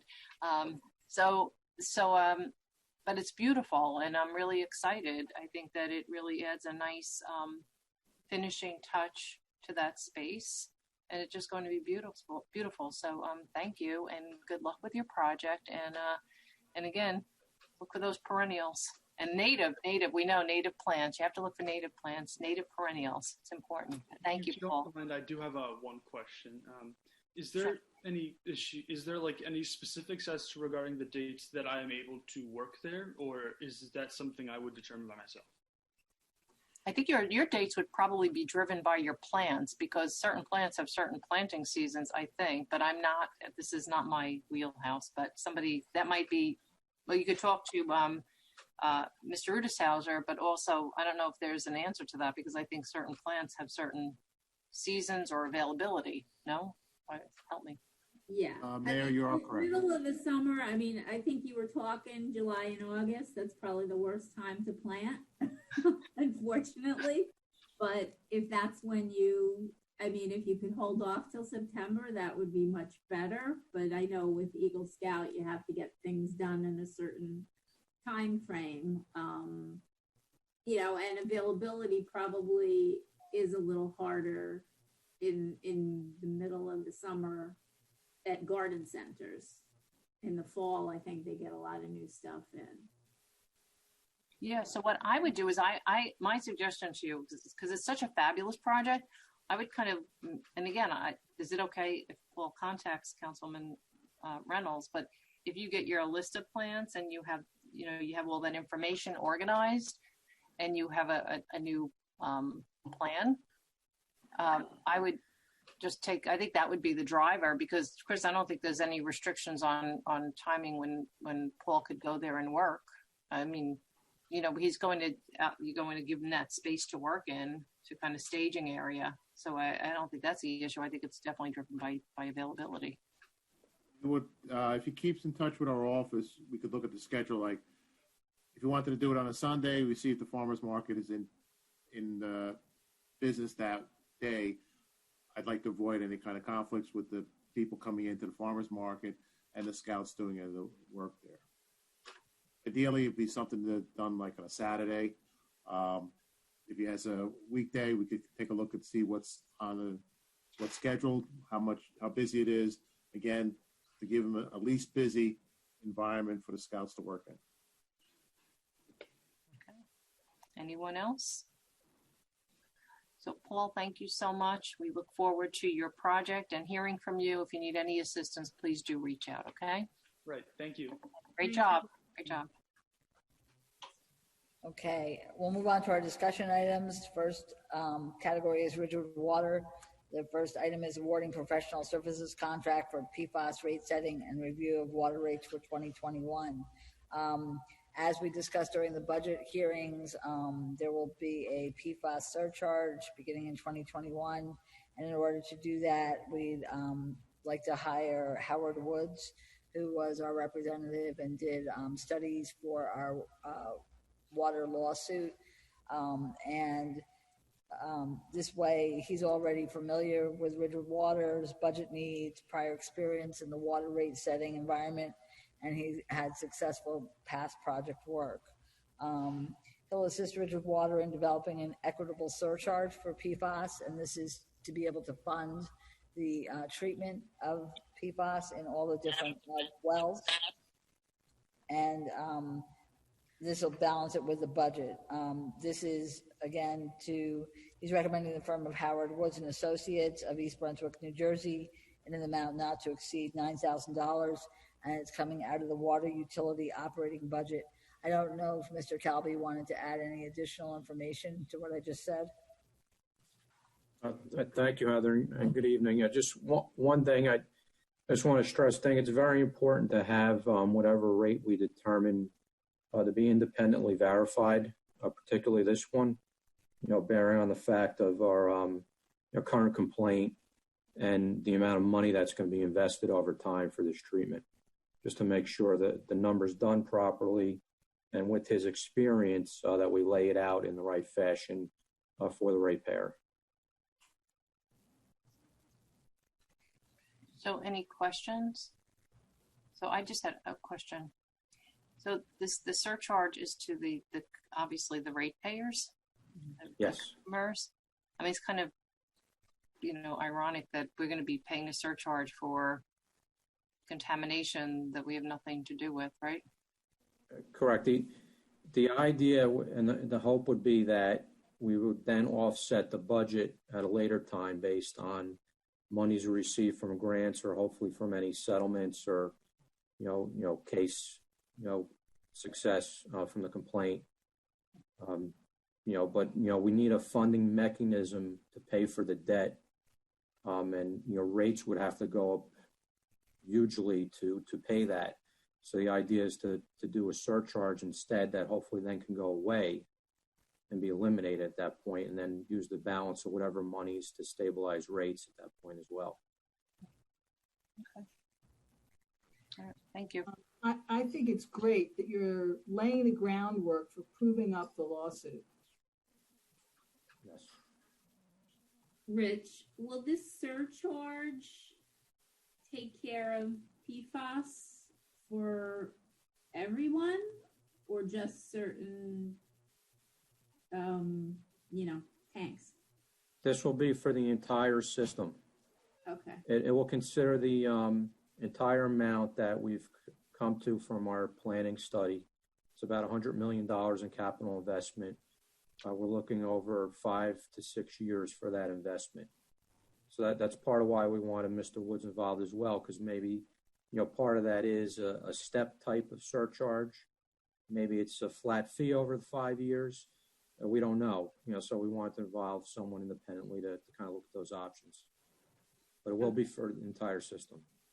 And besides the PFAS, isn't there like PFOAs? That's one of the PFAS compounds. Oh, okay. There's 3 that are currently regulated: PFOA, PFOS, which is the PFAS, and PFNA. PFOA is the one that we're particularly concerned with in our wells. Okay. And this will take care of that. Yeah, this will pay for treatment either in the form of granulated activated carbon or resin treatment. And it will also be centralizing our treatment system. Currently, we treat at over 30 different points of entry. We will be reducing it down to 14. So part of that capital cost will be building raw water pipelines that take wells that currently go directly out into the system to an area where there's a larger amount of land space to build treatment. Okay, thank you. Anyone else? Okay. The next item is awarding a professional services contract for the Booster Zone Gravity Tank Feasibility Study. For over 10 years, NGDEP has imposed a moratorium on new water service connections in the Booster Zone, which is in Wyckoff. This restriction has forced new developments to construct groundwater wells and not be afforded the safety, reliability, and fire service of a dedicated water main in the adjoining street. Ridgewood Water previously studied a proposed gravity storage for this zone, but it was abandoned because of the fact that there were a lot of neighbors who were very concerned about the height and the size of the proposed water tower. The original 1 million gallon storage tower was proposed at 180 feet high on the Cedar Hill Reservoir property. The design itself was never finalized. At this time, Ridgewood Water would like to revisit the feasibility of constructing a new water tower and also possibly evaluating alternatives to a water tower. The goal is to evaluate options and discuss this with the DEP to see if the moratorium could be eliminated. Mott McDonald was involved with the 2004 preliminary tank design and also prepared the Ridgewood water hydraulic model. Based on the past project's experience and working with Ridgewood Water, they'll probably be best suited for this engineering service. So the recommendation is to hire Mott McDonald of Island, New Jersey, in an amount not to exceed $78,000, and this is in the water capital budget. I don't know if Mr. Calby had anything else to add to that. Sure. Thank you, Heather. So I just wanted to add on to that. This will be done in 2 phases. So there's task 1 and 2 of the 3 that are in the proposal. Those are the initial phases, and they total $26,000 of the total. Those will be done to determine if there's a need to construct a tank to remove the moratorium. So we may find that we've done enough improvements in the system already that allow us to get off that moratorium, and if so, the project will end at that point, and we won't expend the other $52,000. But if gravity storage is the only way for us to get off that moratorium, we will then proceed with that task number 3 at that point. Rich, is there any indication that the gravity tower would be somehow greeted with open arms this go around? Well, you know, I wasn't here for the last go around. It was over 10 years ago. I've heard the stories, and I've heard how it was approached by our team at the time. I think there's a better way for us to approach it now. I mean, any amount of additional storage in the system is great to have, particularly gravity.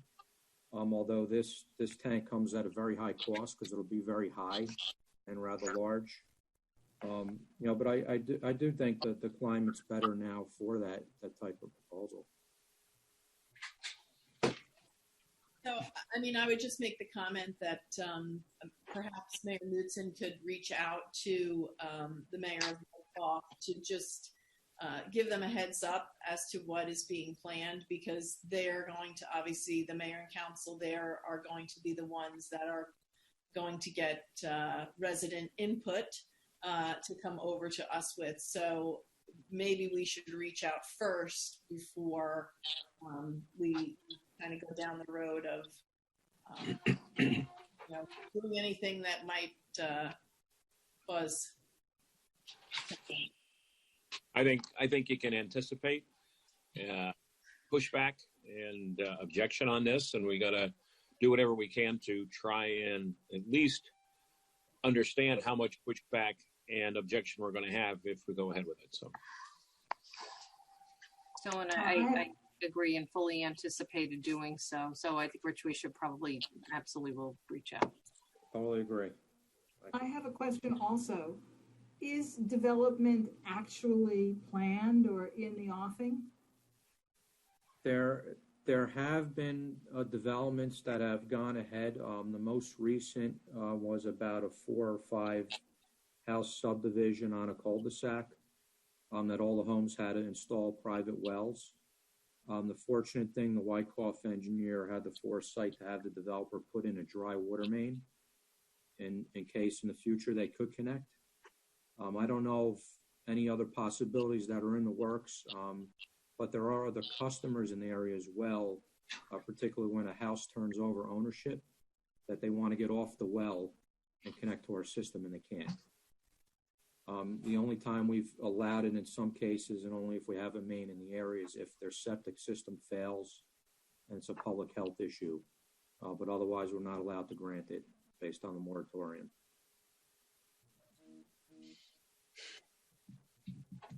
Thank you.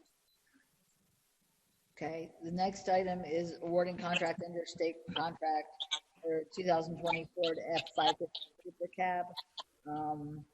This is going to be purchased from Route 23 Auto Mall in Butler, New Jersey, in the amount of $55,084.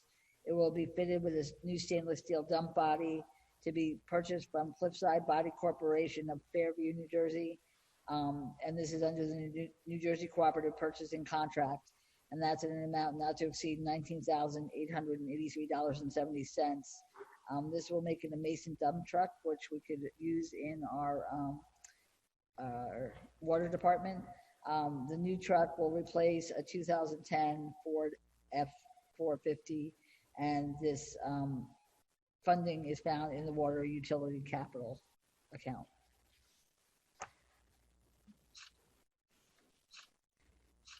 Any questions? Okay. The next one is the installation of vehicle tracking systems and software for village vehicles. Since 2018, the village has been tracking over 100 village vehicles, utilizing online software, vehicle tracking solutions. It's been used for tracking response to customer emergent requests, finding the closest vehicle to a customer request, verifying accident and incident data by reviewing vehicle track, speed, and stop times, monitoring snow plowing, and answering customer complaints on the number of times the plow passed, and also vehicle speed, and verifying and trending sanitation and recycling trips to the transfer stations. The one-year contract ended on June 30th of this year. We're recommending approval of a one-year agreement with Vehicle Tracking Solutions under the SHI International Cooperative Purchasing Cooperative of Somerset, New Jersey. This would be not to exceed $30,915. It will run 1 year through June 30th of 2021. The per vehicle cost is $20.61 per month. It's a decrease from last year's per vehicle cost of $22.33 per month per vehicle. A total of 125 vehicles are projected to be covered by the system in this next contract. The departments that have this tracking system in it include parks, recycling, streets and fleet, signals, solid waste, water pollution control, engineering, building, health, tax, and the senior bus. So this is something that has been a very beneficial tool for many reasons. And Mr. Calby, and I agree, is recommending the renewal of this contract. It's been very beneficial. Any questions? Heather, I just have a quick question. Is there something in our employee handbook that lets employees know that the tracking systems, if they are driving one of our vehicles, that they are aware that there's a tracking system in the vehicle? They're aware of it, definitely. Okay. But just to elaborate, though, I think the question was, is there something in the employee handbook that I don't know if there is. I'll have to check. If there isn't, it's up. The Human Resources Manual does have to be revised sometime this year. They may actually extend it a little bit because of COVID-19, but upon that revision, it certainly will be in there. Well, actually, let me just ask, is there a requirement to do so? I can tell you that the employees and the unions know about it. So, Right. I think it's important to know if there was, I don't know if there's a requirement to add that in, but okay. Other questions? any other questions? No? Okay, the next one is authorizing a change order. This is for water billing data collection services. CompuTil was awarded the project in 2017 for 2018 to 2020 for $237,395 per year. An additional $7,880 is required for additional programming. I think Dan Timoney is on the line and is going to explain the reason for this change order and what the additional programming includes. Sure. Thank you, Heather. So this change order is for some programming that we've asked CompuTil to do for two projects. The first is the Water Smart project that you know about. And the total amount for that was $5,040 that they were going to have to do programming for. We assume that would be part of the $10,800 that we have for programming in the contract with CompuTil every year. So that was already banked on. What we did not anticipate this year occurring was a change in our metering operation. So the company that provides our metering infrastructure, Neptune, is shifting their business platform from a sort of one-off software purchase to a more subscription-based model. And for us to get onto the new platform by the end of this year, which is required for us to continue with an efficient meter reading program, we have to spend $8,640 via CompuTil. So that's what actually pushed us over this year. We had anticipated the other items, but not this in this coming year. And so when Rich and I discussed this item, we thought we would add another $5,000 to that just in case, because we do on a regular basis ask CompuTil to run some additional reports pursuant to any audit information, things like that. And so we just wanted to have a little bit of a buffer. But yeah, it was like $2,880 plus the 5,000 buffer. Questions, anyone? Okay. The next item is authorizing agreement for the easement agreement for Fairlawn Conduit Association for the Passaic Valley water connection. As we've discussed, I think in June we discussed this, Ridgewood Water is planning to construct an interconnection with the Passaic Valley Water Commission, which involves the installation of water mains in Fairlawn that support potable water to Glen Rock. An easement agreement with the Hallmark Arms of Fairlawn Condominium Association is required for the installation of the above-mentioned water main because it will go over a small portion of their property. So an easement fee of $3,650 was agreed to, and then in addition, an attorney fee in the amount of $1,150 for their attorney to review the easement agreement was requested. So therefore, this will allow the execution of the agreement, the resolution, and that ultimately will allow us to record it at the Bergen County Clerk's Office as an easement agreement. And this has been all accounted for in the Ridgewood Water capital budget. Questions? I've got one thing to add to that the easement agreement is just going to be amended. I haven't even had the chance to tell Rich yet that I negotiated the legal fee on the other side down to $800. So we're able to save the $450. Great. So we'll just we're going to change the easement agreement just to reflect that. Great. This is just a one-time fee, right? I mean, this is not a... Yeah, this is just a one-time fee. One time. Thank you, Matt. Yeah, great. Rich. Good job. Okay. Parking, we don't have anything. Budget. Approve refund and canceling of taxes for disabled veteran. It's for block 2,905, lot 7. This is for 100% disabled veterans deduction due to a wartime service-connected disability. And this is certified by the U.S. Department of Veterans Affairs. So this was certified on January 29th of this year. The governing body resolution usually returns the property tax payments to the time of the effective date, and then in addition cancels them going forward.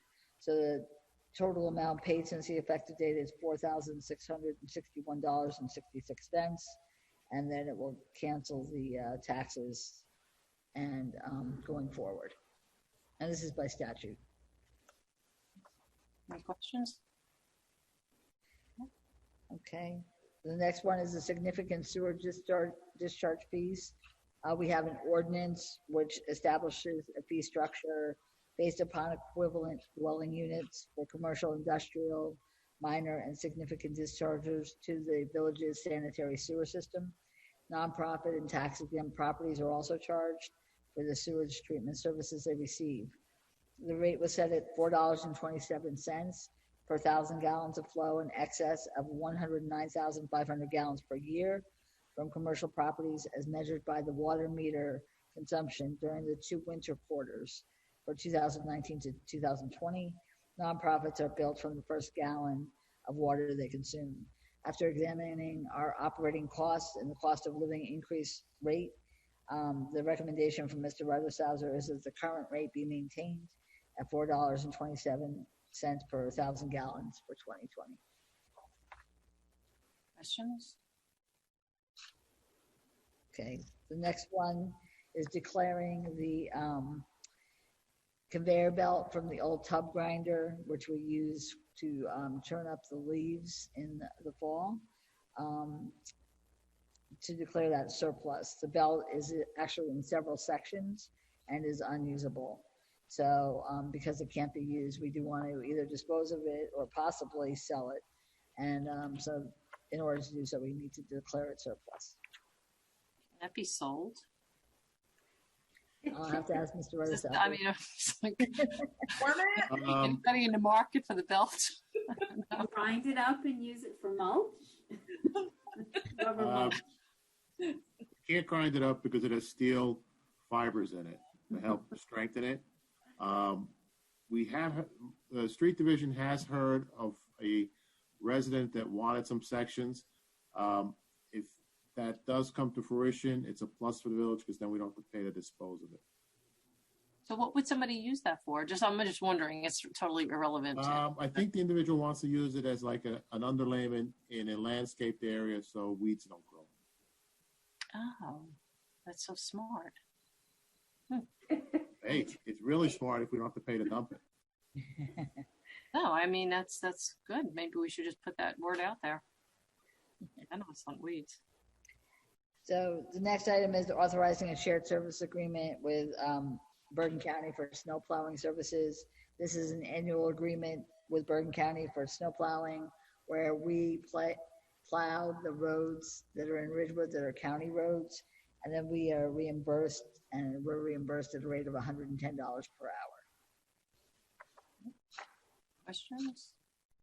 Yes, I have a question about $110 an hour. Is that per man hours? Or is it 110 for one snowplow and also 110 for 5 snowplows? It's per operated vehicle. So that would be a plow with an operator per hour. Thank you. You're welcome. Any other questions? Okay. The next one is we received a quote for 1 year of technical support from Turtle and Hughes, Inc. of Whippany, New Jersey. This is for our SCADA system at the Water Pollution Control Facility. That cost will be $6,380.19. And the work of this project, actually the way it was written was incorrect. It's in the operating budget, not in the capital budget. You can put a support in a capital budget when you first purchase something like this, but ongoing it is in the operating budget. Is there any question? Okay, the next one is the licensed site remediation professional services for North Walnut Street. We received proposals to address the requirements of NJDEP due to subsurface contamination discovered during phase 1 and 2 site investigations on North Walnut Street redevelopment area. The village retained Brinkerhoff Environmental Services of Manasquan, New Jersey, as our LSRP to address these and other NJDEP requirements. They've successfully done so since 2012. After 8 years, additional funding is requested to continue the services of Brinkerhoff in providing these LSRP services. The award recommendation is $20,000. This should carry us through to the point of removal of the underground storage tanks, which are located under the North Walnut Street lot. If contamination is encountered, we'll also need the LSRP for further efforts, and obviously the cost then would have to be increased. The price would be increased. The village's goal at the end of this process will be to obtain an NJDEP no further action required determination for that area once the underground storage tanks have been removed. Jones? Any questions on this one? I do. I just have a question. So we've been paying Brinkerhoff for the last 8 years to do what? I mean, they haven't removed anything, correct? No, we have to file periodic reports with the NJDEP. The DEP also, I believe I mentioned in my cover memo, charges us, I think, almost $3,400 a year as site remediation fee. The prior council just authorized me to sign a report submittal that we just made to the DEP on our project status. They've been slowly nudging the village with the and our LSRP to get those tanks removed. Okay. I mean, why don't we just, it seems like we haven't done anything though in the last 8 years. Like, why, if we removed it 8 years ago, we'd be in a much better place now, correct? That's true. But there's always been the concern that when we do remove the tanks, that area is not going to be available for parking during the course of the work. And the feeling was, let's get the garage constructed to provide the additional capacity. Okay. So this 20,000, will that include, I mean, you think the removal of the old tanks? We anticipate that'll cover the technical assistance to bidding out the work, possibly during the work, some technical assistance, with the hope that we do not have an extensive contamination problem in the area. Okay. The tanks were last seen probably in the mid-early 1960s. Wow. So chances are, I can't imagine they'd be intact. They may be intact, they may not be. We also don't know how effectively or cleanly they were demobilized in the 60s. That's going to be one of the challenges we're going to look forward to when we remove them. Right. I mean, back in the 60s, I'm sure the regulations were practically non-existent. You're absolutely correct. Okay. All right. Any other questions on that? Yeah, is there a timeline to begin the work now that the garage is going to obviously be completed and open this year? Is this something that we're going to look forward to for in capital budgeting discussions for next year or anything like that? We did have residual capital amounts from the bond that the village had floated from the North Walnut Street redevelopment district. I have to check that the quantity of funding still available with Bob Rooney, and then we have to see how that meshes up with our anticipated costs when we bid it out. If we have a shortfall, it will be a capital budget item in the request for 2021. And I know the cost was pretty extensive. I think a number of years ago. Do you have any idea in what range that'll be to satisfy the DEP? Again, that's going to be difficult.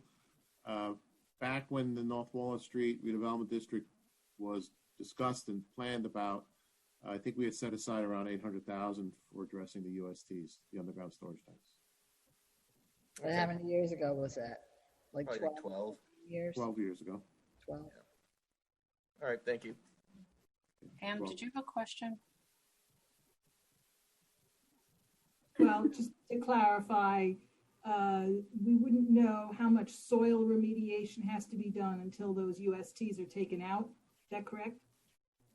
Yes, we wouldn't know how much soil and, more critically, groundwater. We do know that there's at least 2, possibly 3 different plumes of contaminants that wash through the North Walnut Street lot. One originates up from Chestnut Street. There is a bit of a plume from 120 Franklin Avenue, and there's another site just across the street, mostly down gradient of the lot. Thank you. You're welcome. Good. So the next item is awarding a professional services contract for environmental engineering services. It's actually to perform an environmental assessment report for the 2 properties which we brought to the council regarding the Green Acres diversion, which one is the vacation of part of Marlborough Road, and the other one is Hammond Road.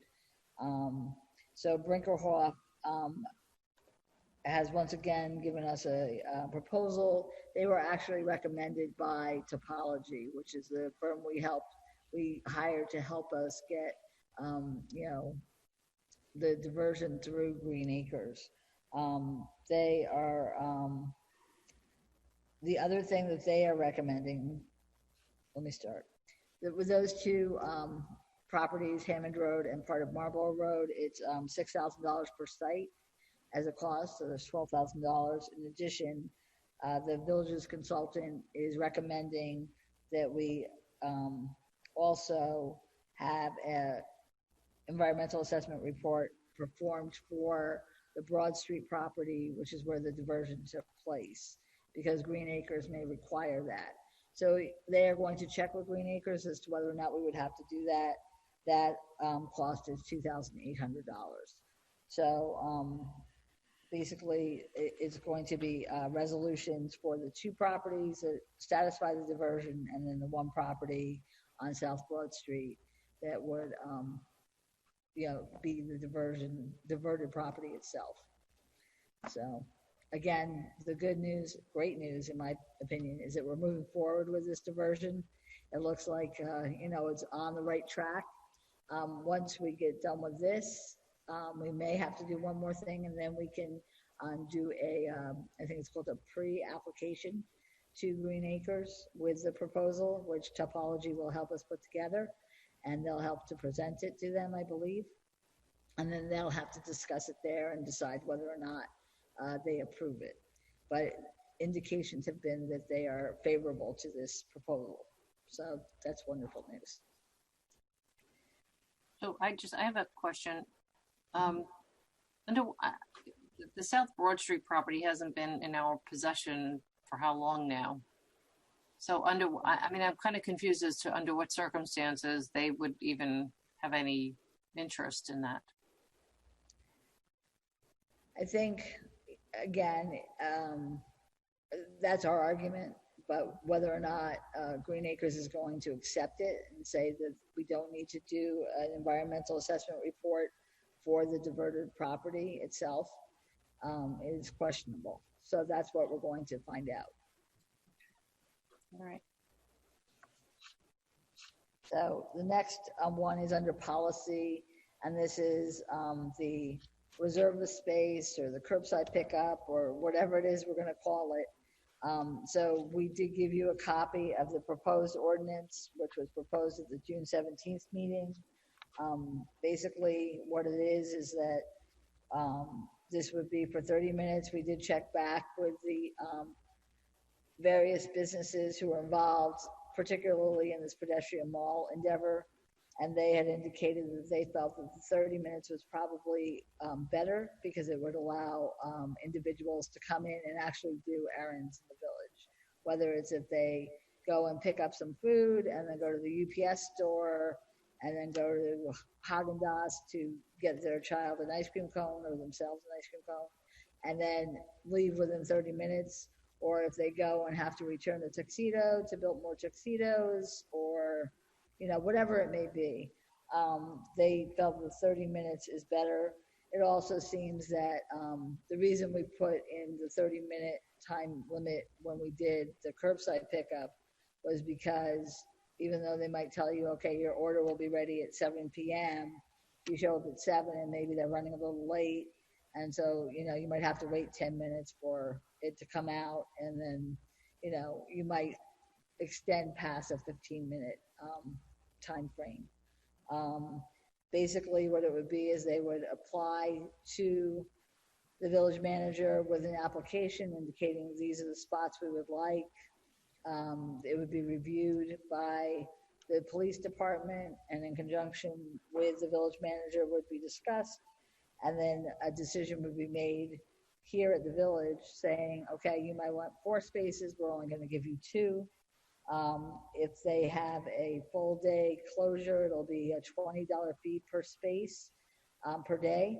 And then if they wanted it just from 5 p.m. on, it would be a $10 charge per space per day. The thought was to have a block captain, so someone in charge of that block who would then go to the surrounding businesses and get buy-in for them to contribute towards this cost. And I indicated that the only thing that the police department would be enforcing would be the length of time that someone would park there. So if it was past the 30 minutes, if that's what we decide on, that's what the police department could enforce. They wouldn't enforce if, businesses A and B paid into using that spot and business C did not, but the person parking in that spot went to business C and did not go to business A and B. We're not going to get involved with the enforcement of that. They're just going to have to work that out amongst themselves. We would have quarterly payments to the village by the 25th of the month prior to the quarter, so that we would know whether or not they paid up. If they didn't pay up prior to that time, then we would revoke those spaces for that quarter. We also indicated there will be no refund of quarterly payments made, and that there would be no refunds if it was inaccessible due to an event in the central business district or due to inclement weather. They would not, obviously it would be a free space for someone to park in. And I think that was basically it. I know that Mayor Knutson had concerns about traffic and about, we do have issues with double parking and with people doing U-turns, and this may add to that traffic. I know that there were concerns about having a backup like at the Starbucks drive-in, which we don't want to have either because someone's waiting in line to try to get a free space. And I'll be honest, I didn't hear everything that Catherine Schmidt said, but I'm assuming that Councilwoman Perrin will repeat what was discussed at CBDAC, and that she can let us know what their proposal was.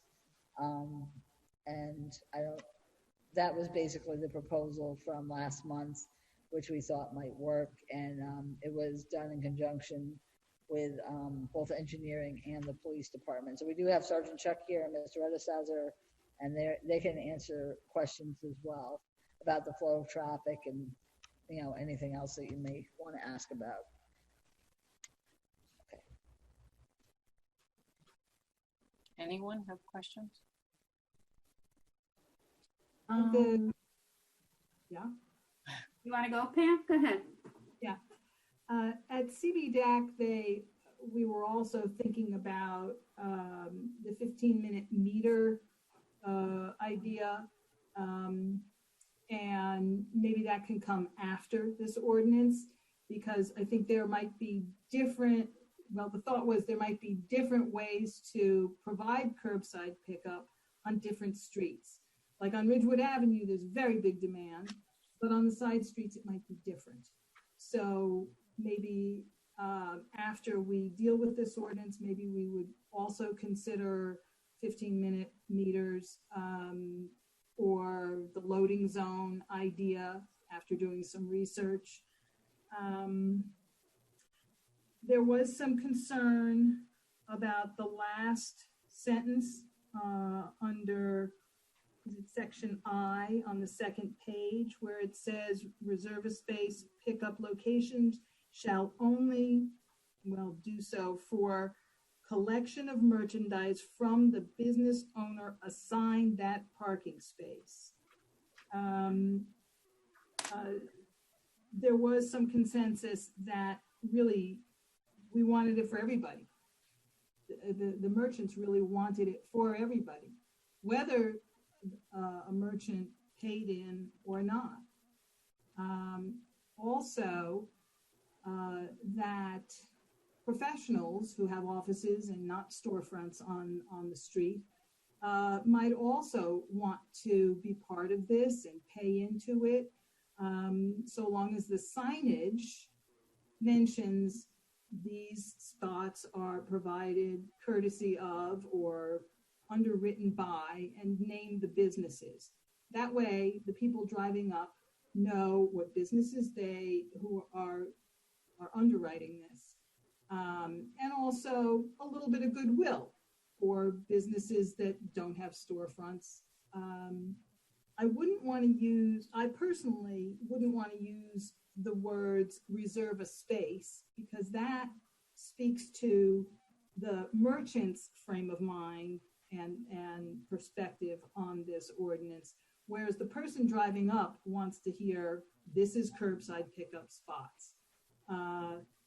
And let's see, my personal concern is also idling, which could be very bad for the environment at 30 minutes.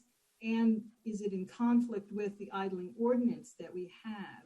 So my personal preference would be for 15 minutes for the reserve a space spots. I do think it's necessary for the at-risk population. And what I love about this whole concept is it brings Ridgewood residents downtown.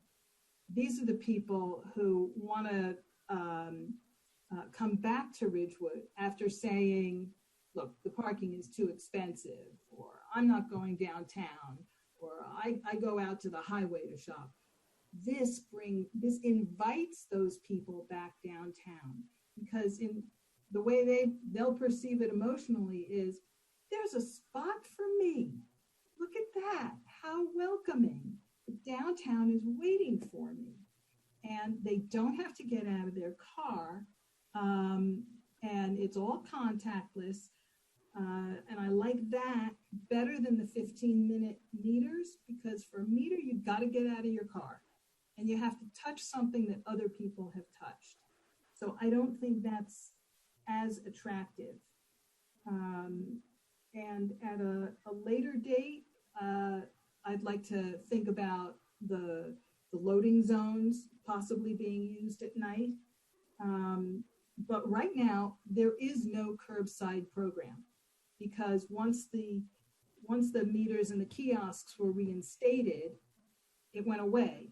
So I do see some urgency in reinstating curbside pickup as soon as possible. Any questions? So, I mean, I do like the idea of contactless curbside pickup. If that's the way we're going to bill it, though, I think that it really must remain specifically for curbless contactless pickup. Like Heather was saying, the merchants were saying maybe a half an hour, because if you're going to pick something up, but you want to go to the UPS store or whatever, if this is going to be a pull in, pull out, I think it has to be maintained that the people can't leave their car to do other things.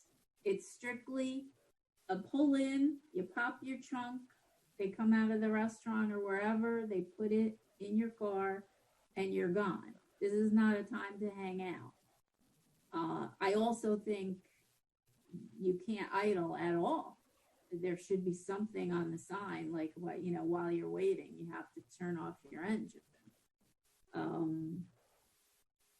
I mean, that's my idea. If we, I am worried about cars lining up in a queue, but if people are using these spots specifically and only for curbless, contactless pickup, then hopefully it'll flow well.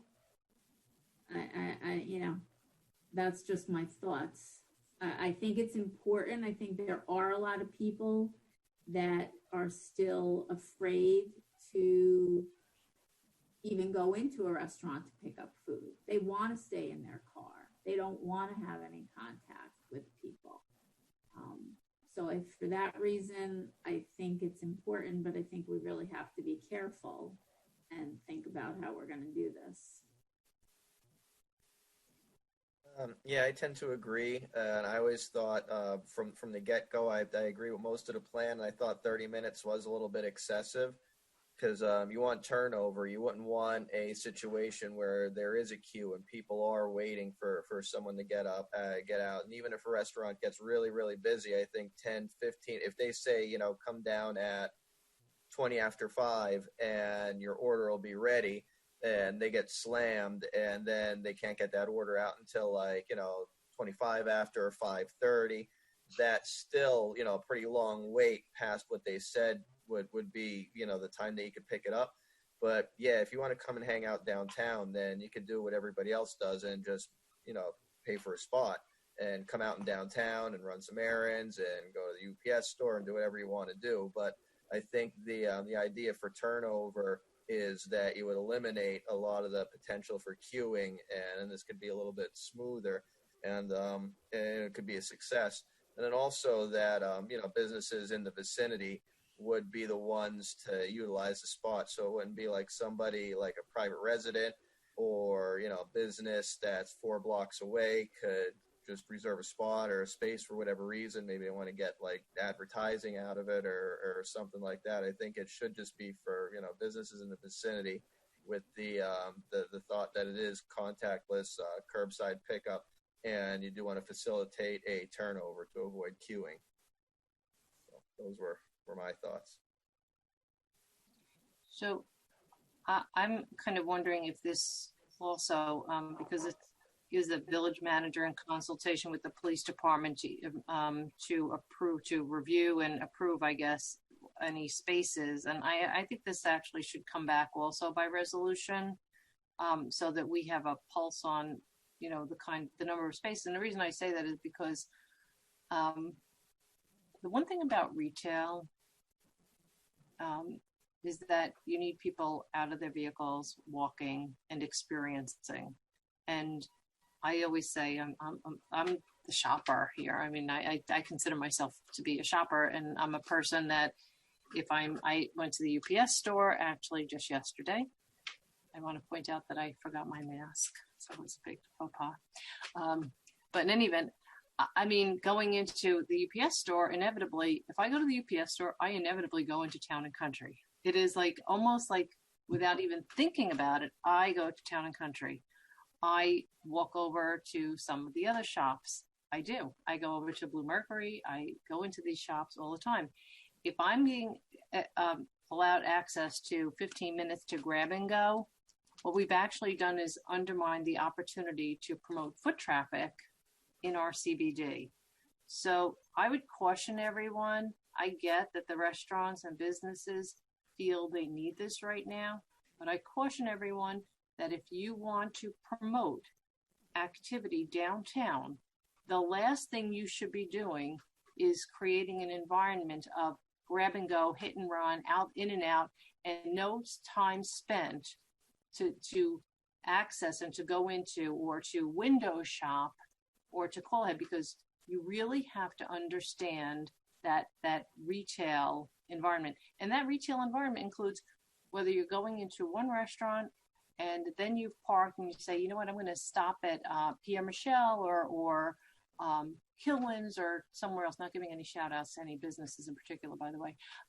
But just to stop at those and say, oh, you know what, I grabbed my dinner and I have company, so I just grabbed my food, but let me grab some treats. So you actually cut that off. You cut off that other activity. And I, for one, I'll go to the flower shop. I always do. And if I go to the hair salon, they're open.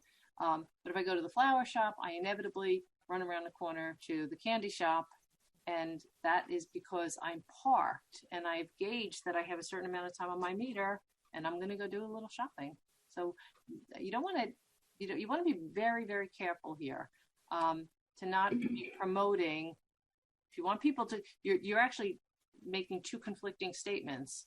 You're saying we want to invite people to come downtown and spend time downtown and experience the village of Ridgewood, the central business district, the historic CBD.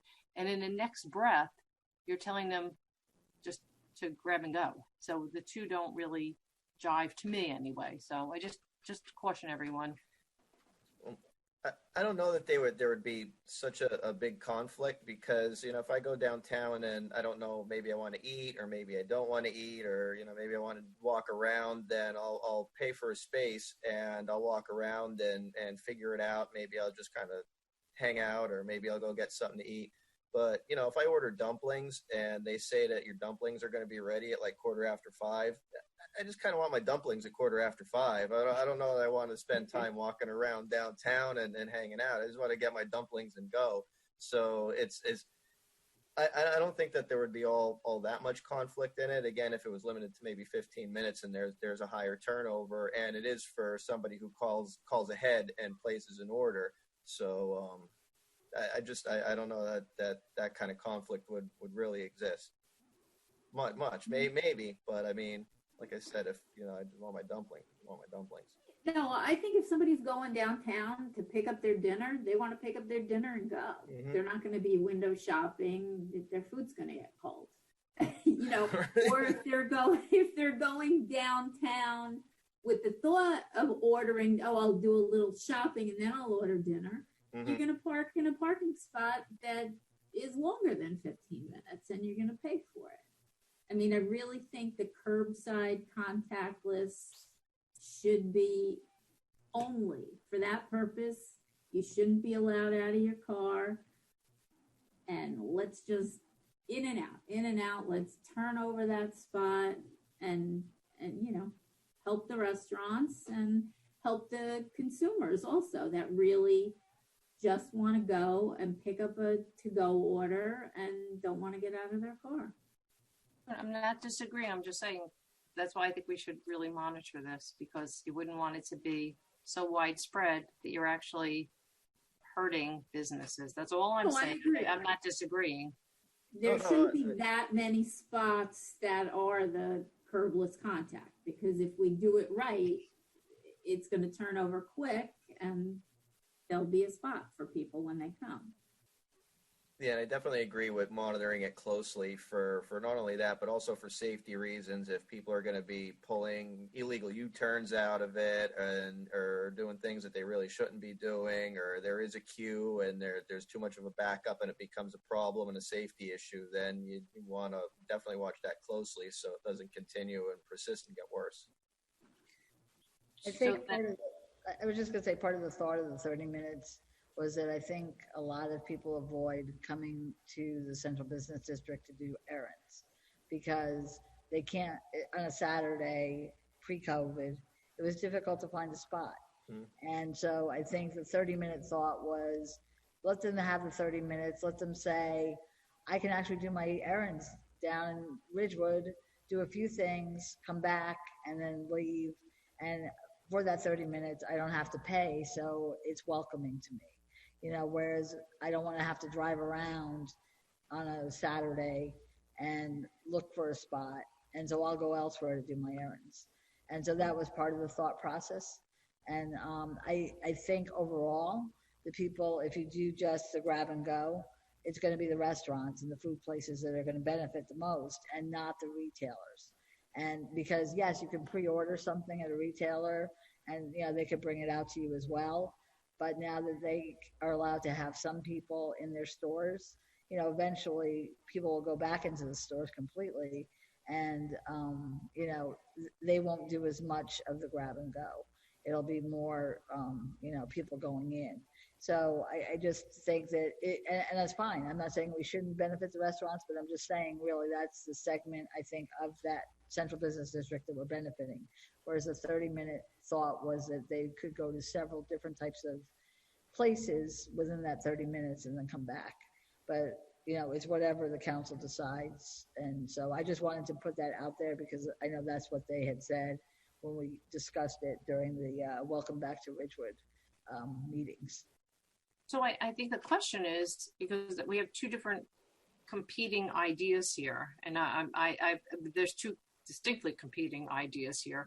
So one idea is that, well, it's a 15-minute just because people are apprehensive, reasonably so, about getting out of their vehicle and potentially, you know, having a health concern.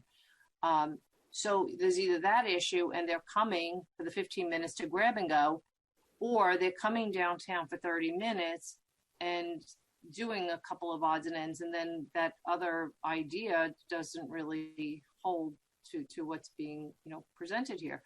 The other thing too is that, and honestly, if somebody drives downtown on a Saturday, I was downtown yesterday, I got to tell you, the place was hopping. There wasn't a parking space anywhere west of Walnut. In any event, I think that if somebody's driving around on a Saturday and they're frustrated because they can't find a space, and so they think they're going to pop into the 30-minute freebie, the news, I mean, if there's no parking, then those 30-minute or 15-minute spaces are going to be occupied. They're going to be actually going around the block waiting for that free space. We're actually doing, I mean, just if somebody's inclined to want to wait for the free space, we're actually creating a car that's going to be circling around the block. But if there's no parking, that space is going to be occupied. If there's no parking, there's no parking. You need to get a walk a block. I mean, you typically, I'm just saying that just, I think these are kind of like conflicting ideas, and you all have to just decide what it is that you want to do. I'm good for the 15-minute grab and go and monitor it.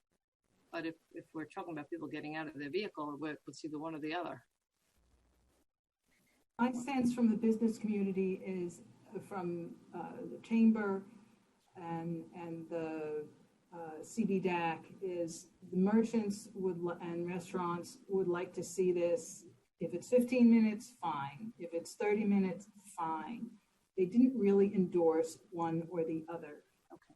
And I in the beginning, when I first heard about this, I had the same hesitancy, Mayor Knudsen, that you did. This will change the pedestrian culture that we want to hold on to.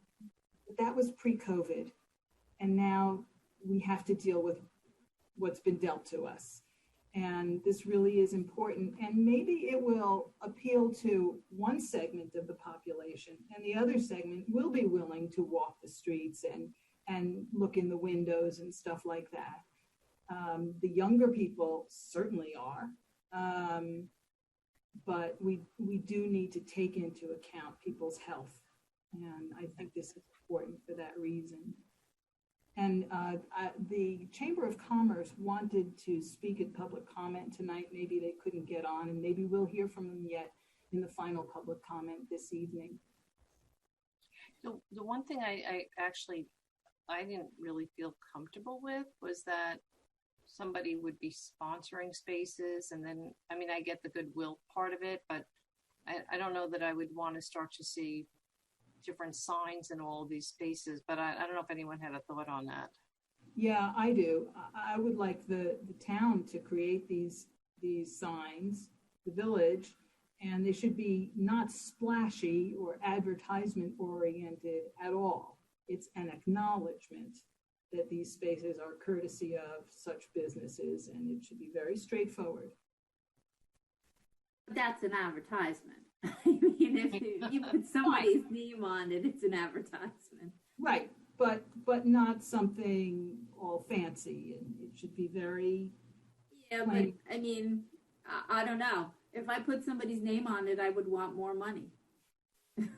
So that's just my thought. Or, I mean, I just feel that if they're going to be, you know, the 15-minute or whatever, curbless, and I'm going to say curbless now because you keep saying curbside contactless pickup. If that's what we're going to do, we have to be just clear with that type of signage, period. I don't think we want to muddle, you know, kind of any, we want things to be really clear and concise. Right. You know, it's not. Got to be as few words as possible. As few words as possible. Yep. Well, what if it's two-sided? The side where the car approaches has the very simple wording, and on the far side of it, it could list the companies, the merchants. But if they're not getting out of the car, then they're never going to see it. That's a good point. Anyway, so going back to the question, do we want, so if the village manager does this, do we want to also then see the spaces allocated then through resolution? It's really day-to-day operations, honestly. So, I think that I'm going to take the advice of our traffic control bureau, and it's going to, I'm not, if someone has 5 spaces in front of their business and they want all 5, they're not getting all 5, because we want to be able to have spaces where other people can park for a duration. Mm-hmm. So it's going to be limited. And then, if it doesn't end up being the right number, then, we can look at it further after, trying it out. But I think that, honestly, my personal opinion is I'm going to be pretty miserly with the spaces that we're giving up to the pickup, but also be realistic in the sense that they do need, perhaps in a long block, more than one. In some blocks, there'll be none, because there are no restaurants really in that area or anyone who would want to contribute towards it. But in others, there may be, 2, perhaps, because there are a lot of restaurants in that area, or food places. It's not just restaurants, it's bakeries, it's, ice cream places, it's all sorts of food places. So that would be my suggestion, because it's going to hold it up that much longer to bring it back to a resolution, to have to enact that resolution. No, I didn't say to hold it up. I'm just saying that if you do that we see them by resolution and even after the fact. But I actually disagree with you. I don't think this is day-to-day operations. I disagree, but it's my opinion. I don't think it's day-to-day operations. I think it's very different from day-to-day operations. Could I just have Sergeant Chuck, just comment on any of your concerns that you've had about queuing, about, adding traffic, about where they're placed? Again, I'm going to take their recommendation. Perhaps it's best at the end of a block. Perhaps it's best at the beginning of a block. But whatever the Traffic Control Bureau, who's out there every day and sees what's going on, I think they're the best, our best expert in making the decision as to where those spaces would be placed. But go ahead, Sergeant Chuck. Yes, so definitely our concern is placement.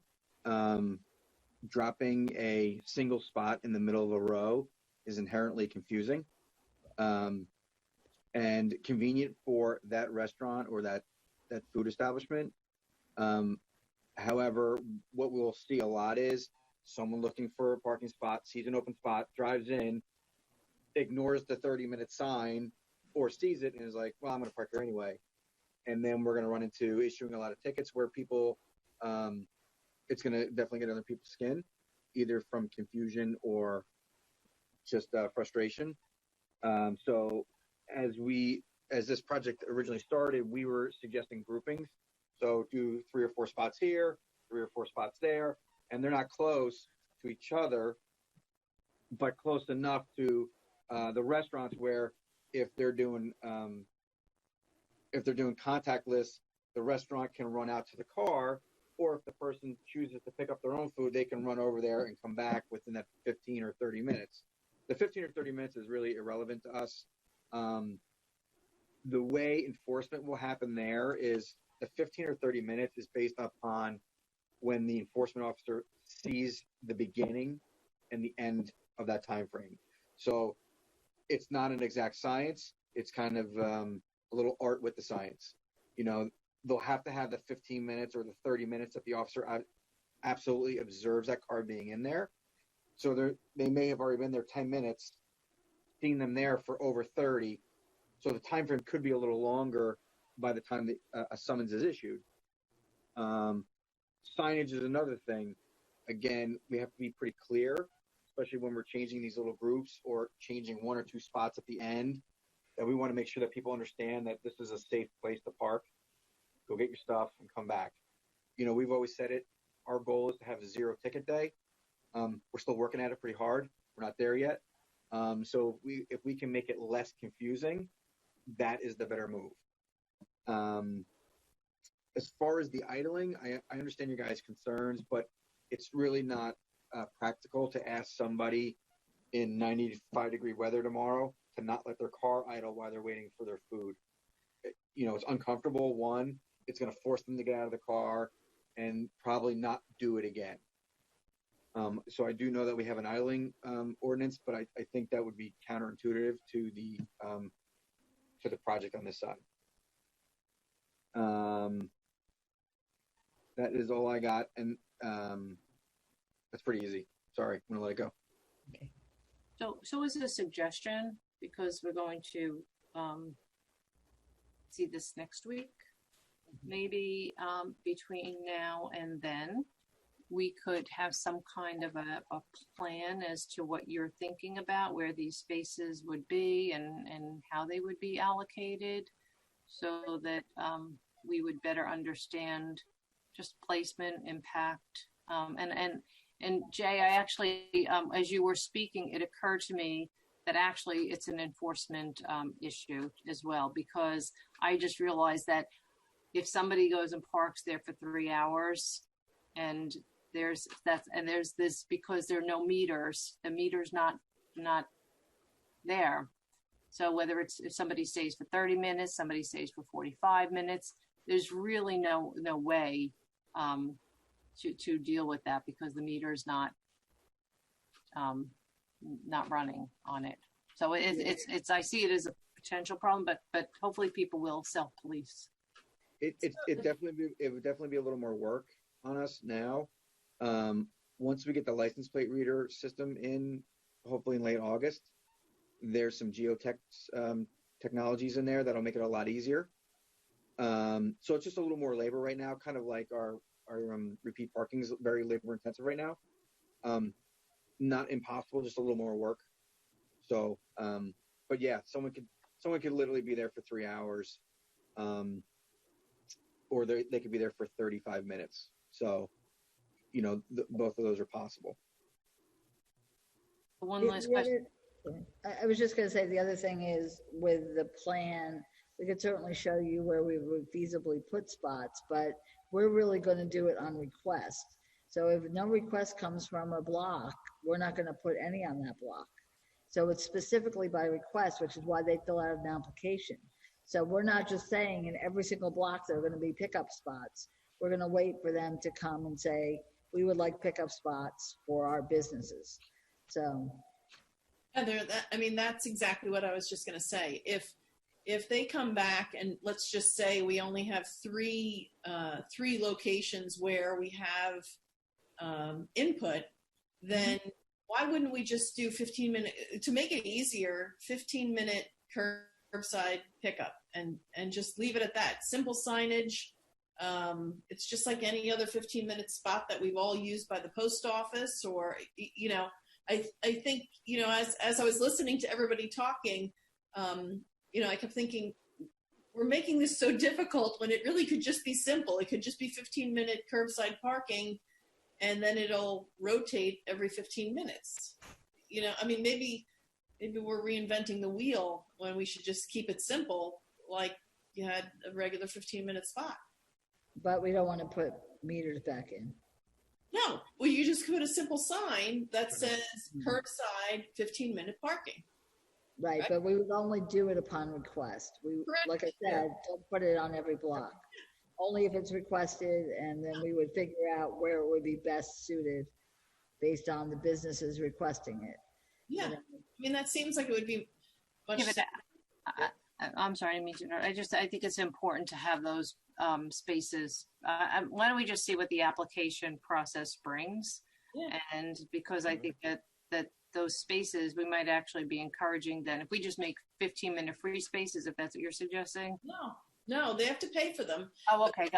Sorry. Okay, I understood. Okay. Yeah, sorry. It would just be curbside 15-minute. We have the application. We know that it's paid for. Yeah. The individual using it isn't going to be paying for anything.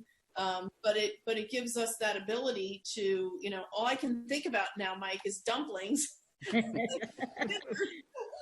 It's getting a little late for dumplings. I don't know if you'll be able to order them. And get your dumplings and get out.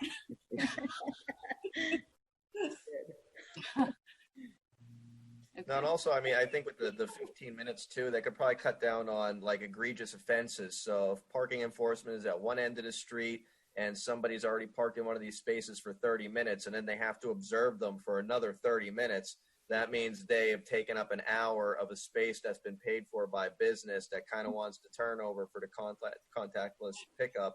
And that way, if somebody's, parked there for 30 minutes, let's say they're parked there for 30 minutes again, but it's 15 minutes and they observe that and they're still there. Well, it's 45 minutes, but that's a little bit less than an hour. So, I guess I can see what Sergeant Chuck is saying. It could be a little bit of work at first, but then with the license plate readers, you'd be able to probably read the license, drive down the street and read the license plate of the car that's parked there, regardless of whether they put money in the meter or not. And then you would have that plugged into the system and know.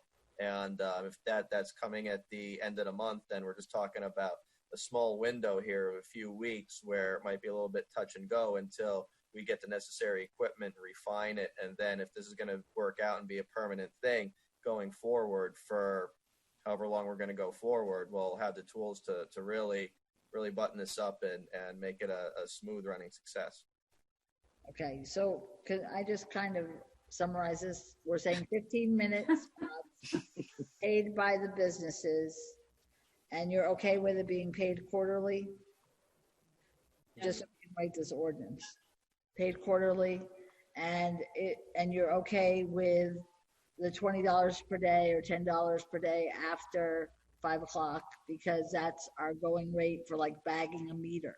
Yeah. What used to be called bagging a meter. Mm-hmm.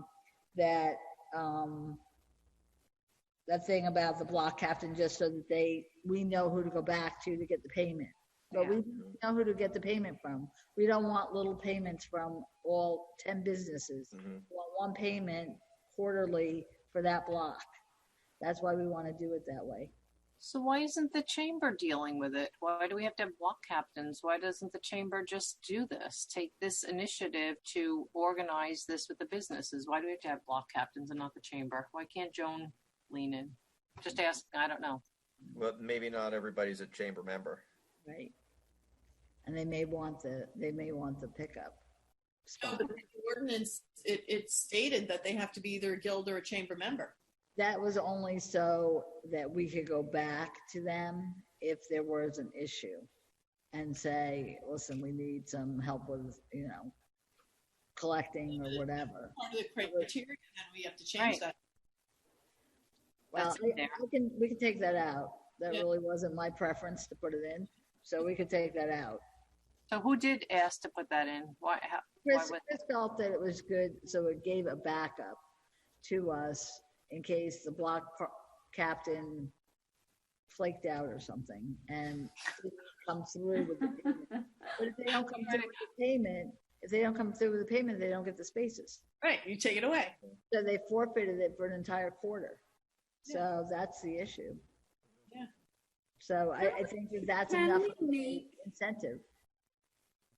Sorry, I'm just thinking people are gonna, there's always people that take advantage of things. It's a free space. They're going to park there. If you can get out of the car, they're going to be parking there for half an hour, whatever. If we make it truly curbside, contactless, We can do that. That means you don't get out of the car. So Right. if there's somebody that's parked there, you get a ticket because you're not using the spot for what it's meant for. Right. You can't just, right. Yeah. I agree. And so that's what you're saying. You're saying 15-minute, just curbside pickup. Herbalist contactless. Like, I mean, is there any way to say, like, there must be a person in the car? You cannot park here. You can Right, be because there it's curbside. That's curbside pickup. Right. I mean, we can define curbside pickup as a person being in the car. Sure. Okay.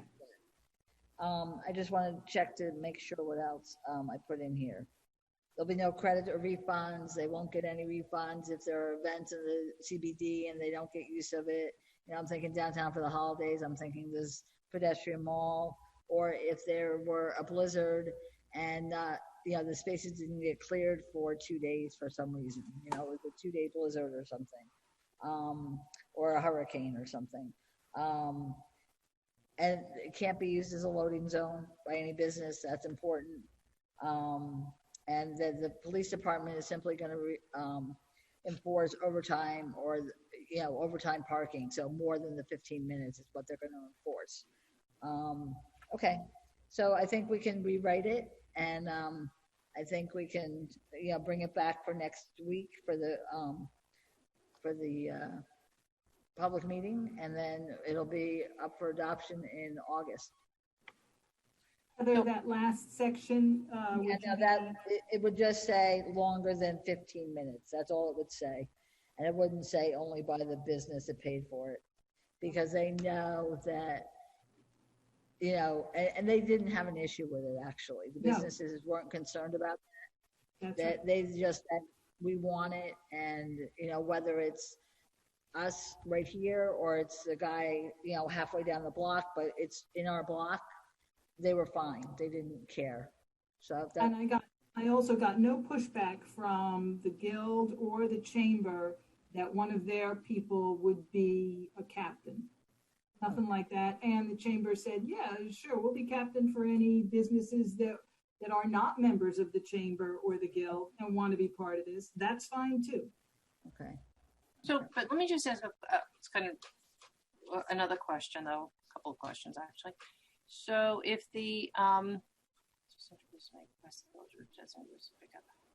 there's an application form. Yes. Shouldn't the person, I want to kind of get rid of the block captains and all that stuff, because if there's an application, shouldn't the payment be remitted by who's ever completing the application at the time of application? It will be, but it was just a thought that someone would be in charge of then collecting from those businesses. It doesn't really matter to us who they're collecting from. They're getting it and they're going to pay us. No, but so in other words, but there's an application. So whoever is making application should be responsible for the payment. So you can actually eliminate the block captains, because if I fill out the application, regardless of whether I say, okay, my application is covering Pam, Bernie, and Lorraine, then my name is on the application, even though I'm covering it for them, and I'm remitting the payment on behalf of. Okay. Okay. And then the other, so we could remove that. And then the other question is, and this is a question, I'm just going to put it out there. If spaces can be requested for a full day or partial day, my question is, why, if we're going to condition people to use something, shouldn't we just make it either all day or nothing? Because, and let them pay for the full day that they're doing the application, because this could actually cause more confusion. You got to now start watching the clock. You got to start paying attention. You have to start processing, the half day. There's a difference in the meter. Why, if we're going to put the signs up and to avoid any confusion, I would say you pay for the spaces all day and it's your grab and go all day, period. We felt that this way during the day, if they really only wanted it for restaurants, which they mostly want it for 5 to 8 or 5 to 9, that this way they would be able to, that space could be used. It's similar to the space we use over by Roots for their valet, we get the use of those spaces during the day until 5 o'clock. And then after 5 o'clock, Roots uses it for their valet. This is a little different because when Roots sets up for their valet, they have those little, whatever you call those things, the ballot with the chain. So if they do all that, so it becomes clear, it's a visual block. The whole thing is happening and everybody knows it's valet. There are signs, there's people. This is just an empty space. There's no people, there's no chains, there's no roping off of anything. So in my mind, I think we're actually potentially going to cause confusion. So if I were initiating this, I would say all day. It's going to be all day, because if there's going to be a curbside contactless pickup, well, if that's really true that some people feel uncomfortable because of health concerns, then they might want to not just be doing restaurant. Maybe they want to go and have Blue Mercury or Town and Country or one of those other stores, Little Sky, come in and drop off. So it opens it up and makes it available all day for people that are, concerned. So it's no longer just for restaurants, but because then I thought there was that goodwill issue that, you're going to have it for the, this time and it's goodwill. So that's why the option was there. You could have it all day or you could have it just after 5. I think I say keep it simple. Eliminate any potential confusion. It's all day or that's it. If anybody agrees, I don't know. Well, I don't know what the other council members feel. I'd like to hear from the business community on that. I mean, how would you do it if there is a spot that's starting at 5 o'clock going to become contactless curbside? If somebody comes and parks there at 3:30 and puts in enough money for 3 hours, then what happens? That's it.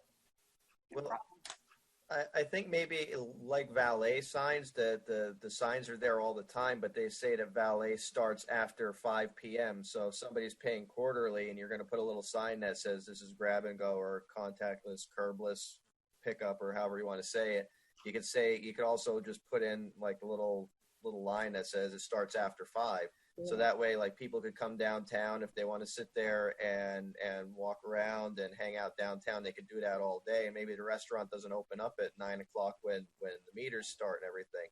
So that would facilitate more people coming down in the day and visiting retail. And then they could clearly see on the sign that after 5, this turns into a grab and go spot. And then like valet, I mean, like right now you could go and park in front of Roots until 5 o'clock, but you're at your own risk if you want to hang out there after 5 o'clock. And then there's signage, and then there's a way to enforce that. Correct. That's just my thought. Yeah. Got to be made really clear. I think that Roots, it is, and we do enforce, so. I mean, I just feel I feel strongly that you keep it simple. Keep it simple, and we'll have less. And I get the valet thing. I mean, I've been, I parked there until 5 o'clock and had to run out and move my car. I don't know what the valet guys do with it. Don't move it. They valet you. I don't know. They can tow it. Yeah, no, I know they can actually, but I'm just saying, I think somebody comes and they find an open space, and maybe there's limited parking on whatever day of the week, and somebody goes and they pay, like Councilwoman Reynolds just said, they pay for a couple hours, and suddenly they're being ticketed because at 5 o'clock there's something else. Well, if it says at 5 o'clock you can't park there unless you're doing a grab and go, you can't park there. I mean, plain and simple. It's pretty very plain and simple.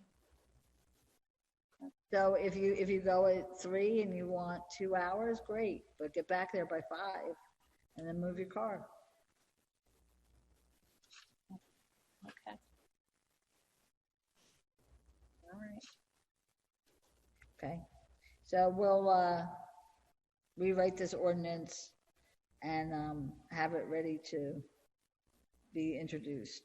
So just so I know, do you want it all day? I know Mayor Newton does All day. I'd prefer all day. Okay, Councilwoman Walsh. I would prefer the option. Okay, and I would favor half day and whole day. okay, and Councilwoman Reynolds. I think whole day is better. Just whole. Okay. Yeah. And Okay, like, so I mean, if it doesn't work, it doesn't work. But I think it's better to start with that. It'll be less confusing. And then Okay. if those spots are empty, we can always come back and relook at it. Okay. But hopefully those spots will be taken all day in and out, and it'll be Yeah. a good thing. Okay. Stay healthy. All right. So we'll rewrite it to indicate that. And to take out the block captains, to paid by the businesses, curbside pickup, we'll define that as a person in the car, and we'll go from there. As we're speaking, and somebody brought up the term grab and go, I really like that, maybe even better than curbside pickup.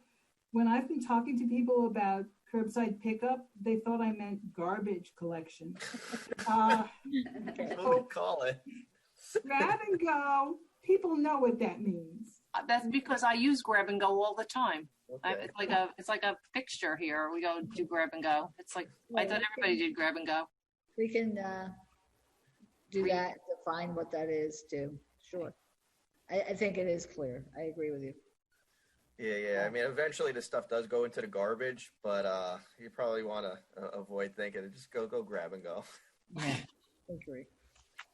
Okay. So our last item is under operations. It's endorsing the 2021 NJDOT Municipal Aid Grant application. This is funds to resurface Prospect Street from East Ridgewood Avenue to South Maple Avenue. Their grant criteria is that the street is significant village thoroughfare, which Prospect Street certainly is. It requires an application, a resolution for the application by the village council. I have to say, I just want to give a congratulations to our engineering division. They are very successful in getting these NJDOT grants, and it really provides us with income coming in so that we can do these paving projects. And really, they do a great job with them in particular. I mean, they do a great job overall, but they are great at getting these grants for us every year. So thank you, Chris, and thank your staff as well. Oh, I wanted to say also, the paving of Spring Avenue is wonderful. It's so smooth. Great job. That was a DOT Grand Street also. So I'm going to do the review of the regular public meeting next week. We don't have any proclamations. We have resolutions awarding the contract under state contract for the 2020 Ford F-550 Super Cab, the award contract under state contract vehicle tracking system software and additional vehicle installation, award professional services contract for the PFAS rate setting and review of water rates, award professional services contract for the Brewster Zone Gravity Tank Feasibility Study, authorizing a change order for water billing and data collection services, authorizing easement agreement for the Hallmark Arms of Fairlawn Condominium Association for the PBWC interconnection.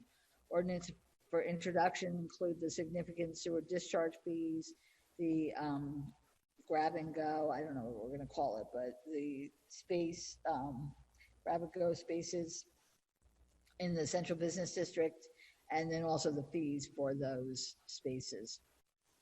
We don't have any public hearings on ordinances. The resolutions are awarding a contract for technical support for the SCADA system at the Water Pollution Control Facility, award professional services contract for additional award for the licensed site remediation professional for North Walnut Street, award professional services contract, environmental assessment report for the Green Acres diversion for South Broad Street, awarding a professional services contract for the environmental assessment report for the Green Acres diversion for Hammond Road and Marlborough Road vacation. authorizing the shared services agreement with snow plowing services for Bergen County, authorize the refund and cancellation of taxes for the disabled veteran, declaring property surplus to tub grinder conveyor belt, endorsing the 2021 NJDOT municipal aid grant application for the resurfacing of Prospect Street, approving the Eagle Scout project, awarding the contract for the technical support for the SCADA system water pollution control facility, and finally, we have a correction to the resolution of the planning board appointments. Unfortunately, there was a typographical error in it with the wrong last name of one of the members. So we are going to correct it at the meeting next week and rescind the previous resolution. I apologize for that error. So that's all I have. Oh, I just need to ask, so for the new council people, and you probably know because you have been to council meetings, but a consent agenda means that they're just read by title and that they are voted on as one big block of resolutions. If you ever would like a particular resolution read in full, whether you want it so that the public hears it read in full, or because you might want to abstain or vote no on a resolution, let us know, and then we'll take it off of the consent agenda, which means it's read in full, and then a full roll call vote is done for that resolution separately. So for these resolutions that were read, either for Ridgewood Water or for the regular resolutions, was there any resolution that any of you wanted off of the consent agenda? No. Okay. And if, sometimes people will read it, once you see it again, if you just contact me and say, listen, I've thought about it, please let me know, please take this off the consent agenda, we'll do so. Again, it just means that we'll read it in full and do a separate roll call vote on that particular, or sometimes it's a few particular resolutions. So, okay, that's all I have.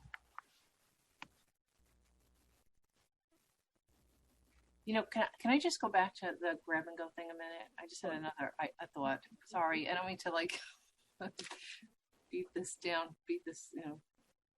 horse here, but just in the sense of continuity, so that if we had signage, because this could kind of be cute and fun, that like grab and go, whatever we're naming it, but if it's all day, which it should be, should every application be required to do it for the same days? Like, so if it's like a Thursday, Friday, Saturday, and this way it's done every single day. It's every single day. Okay, fine, got it. All right, perfect, good, perfect. Okay, good, got it. Very good. All right, good. That was easy. Okay. So I guess with that, we go back to public comments. Okay, we have 2 callers in, so I'm bringing the first one. 0257. Oh, okay, that's me. It's Catherine Schmidt, 123 South Irving Street. So Hello, first of all, hey everybody. First of all, I just do want to thank you very much for your discussion today about this grab and go, what we're now calling grab and go. I think it was really thorough and you covered a lot of issues. And I think it was really important to recognize that there are 2 issues here. There's the grab and go issue, which I'll call the 15-minute issue. And then there's another issue about how do we bring more people into town to do the things, Susan, that you were talking about, walk around and do other things. But they are 2 different issues, and I thank you for recognizing that. It's clear also that the devil is in the details, and I just want to, again, recommend that we've got members of the CBD Advisory Committee who are restaurateurs, who are residents, and who are also just non-restaurant retailers who could probably give you an opinion. I'm sure they can give you an opinion if you need one. And I think the other thing I would say is we've talked about a very specific issue here today, but I would just remind you in my statement that I sent to all of you, there's a couple different options here. So there's different things we could do. Not saying that we should change our mind on what we decided today, but it's an even broader issue. And finally, I think the other thing relative to some other discussion is this is a time when flexibility is so important. I'm the president of a board of a fairly large not-for-profit, and my goodness, I mean, since the beginning of March, everything has changed 5 times a day sometimes. So flexibility is really important, and I thank you for recognizing that also and trying to build that into our structure while we get through what hopefully is not too long, but could be as long as a year. So thank you again for the discussion today. I appreciate it. Thank you, Catherine. Okay. Next one is 8183. Hi, Lisa Samacaro, 50 Walthree Avenue. Just commenting on behalf of the Chamber of Commerce. I'd like to echo what Catherine said. Really do appreciate the discussion today and the consideration to maintaining the curbside pickup or grab and go. We've seen over the past few months how our businesses have really had to innovate and adapt in order to survive. And we really appreciate how the council has just done a phenomenal job in leadership and supporting the businesses through the pandemic. So again, just wanted to express appreciation. And, Catherine, you brought up a good point that the devil is in the details. I just would like to kind of put in my 2 cents that in consideration of the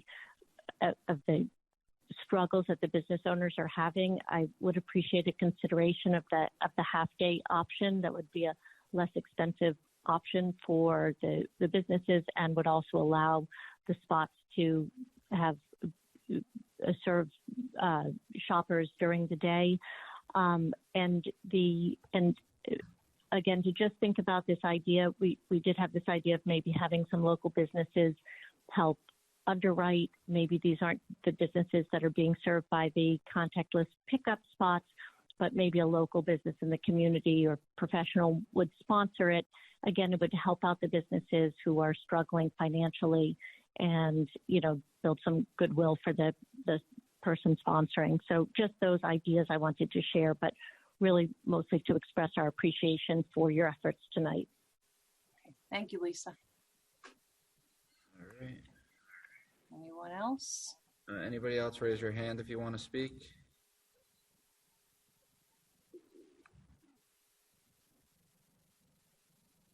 I have 2 other people in, but they're not raising their hand. We'll give them a second. All right.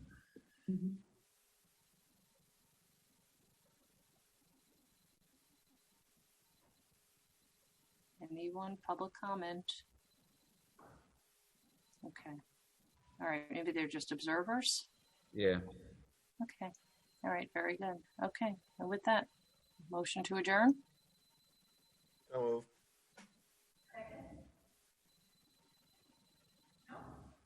We need a motion. So moved. Mike made the motion. Yeah. And somebody second. Pam. I think Pam, did Pam second? Yes, I did. Yeah. All right. All in favor? Did you say all in favor? Aye. Bye. Night, everyone. Thank you, everyone. Have a good night. Everyone. Good night, everyone. Wear your masks. Night, everyone.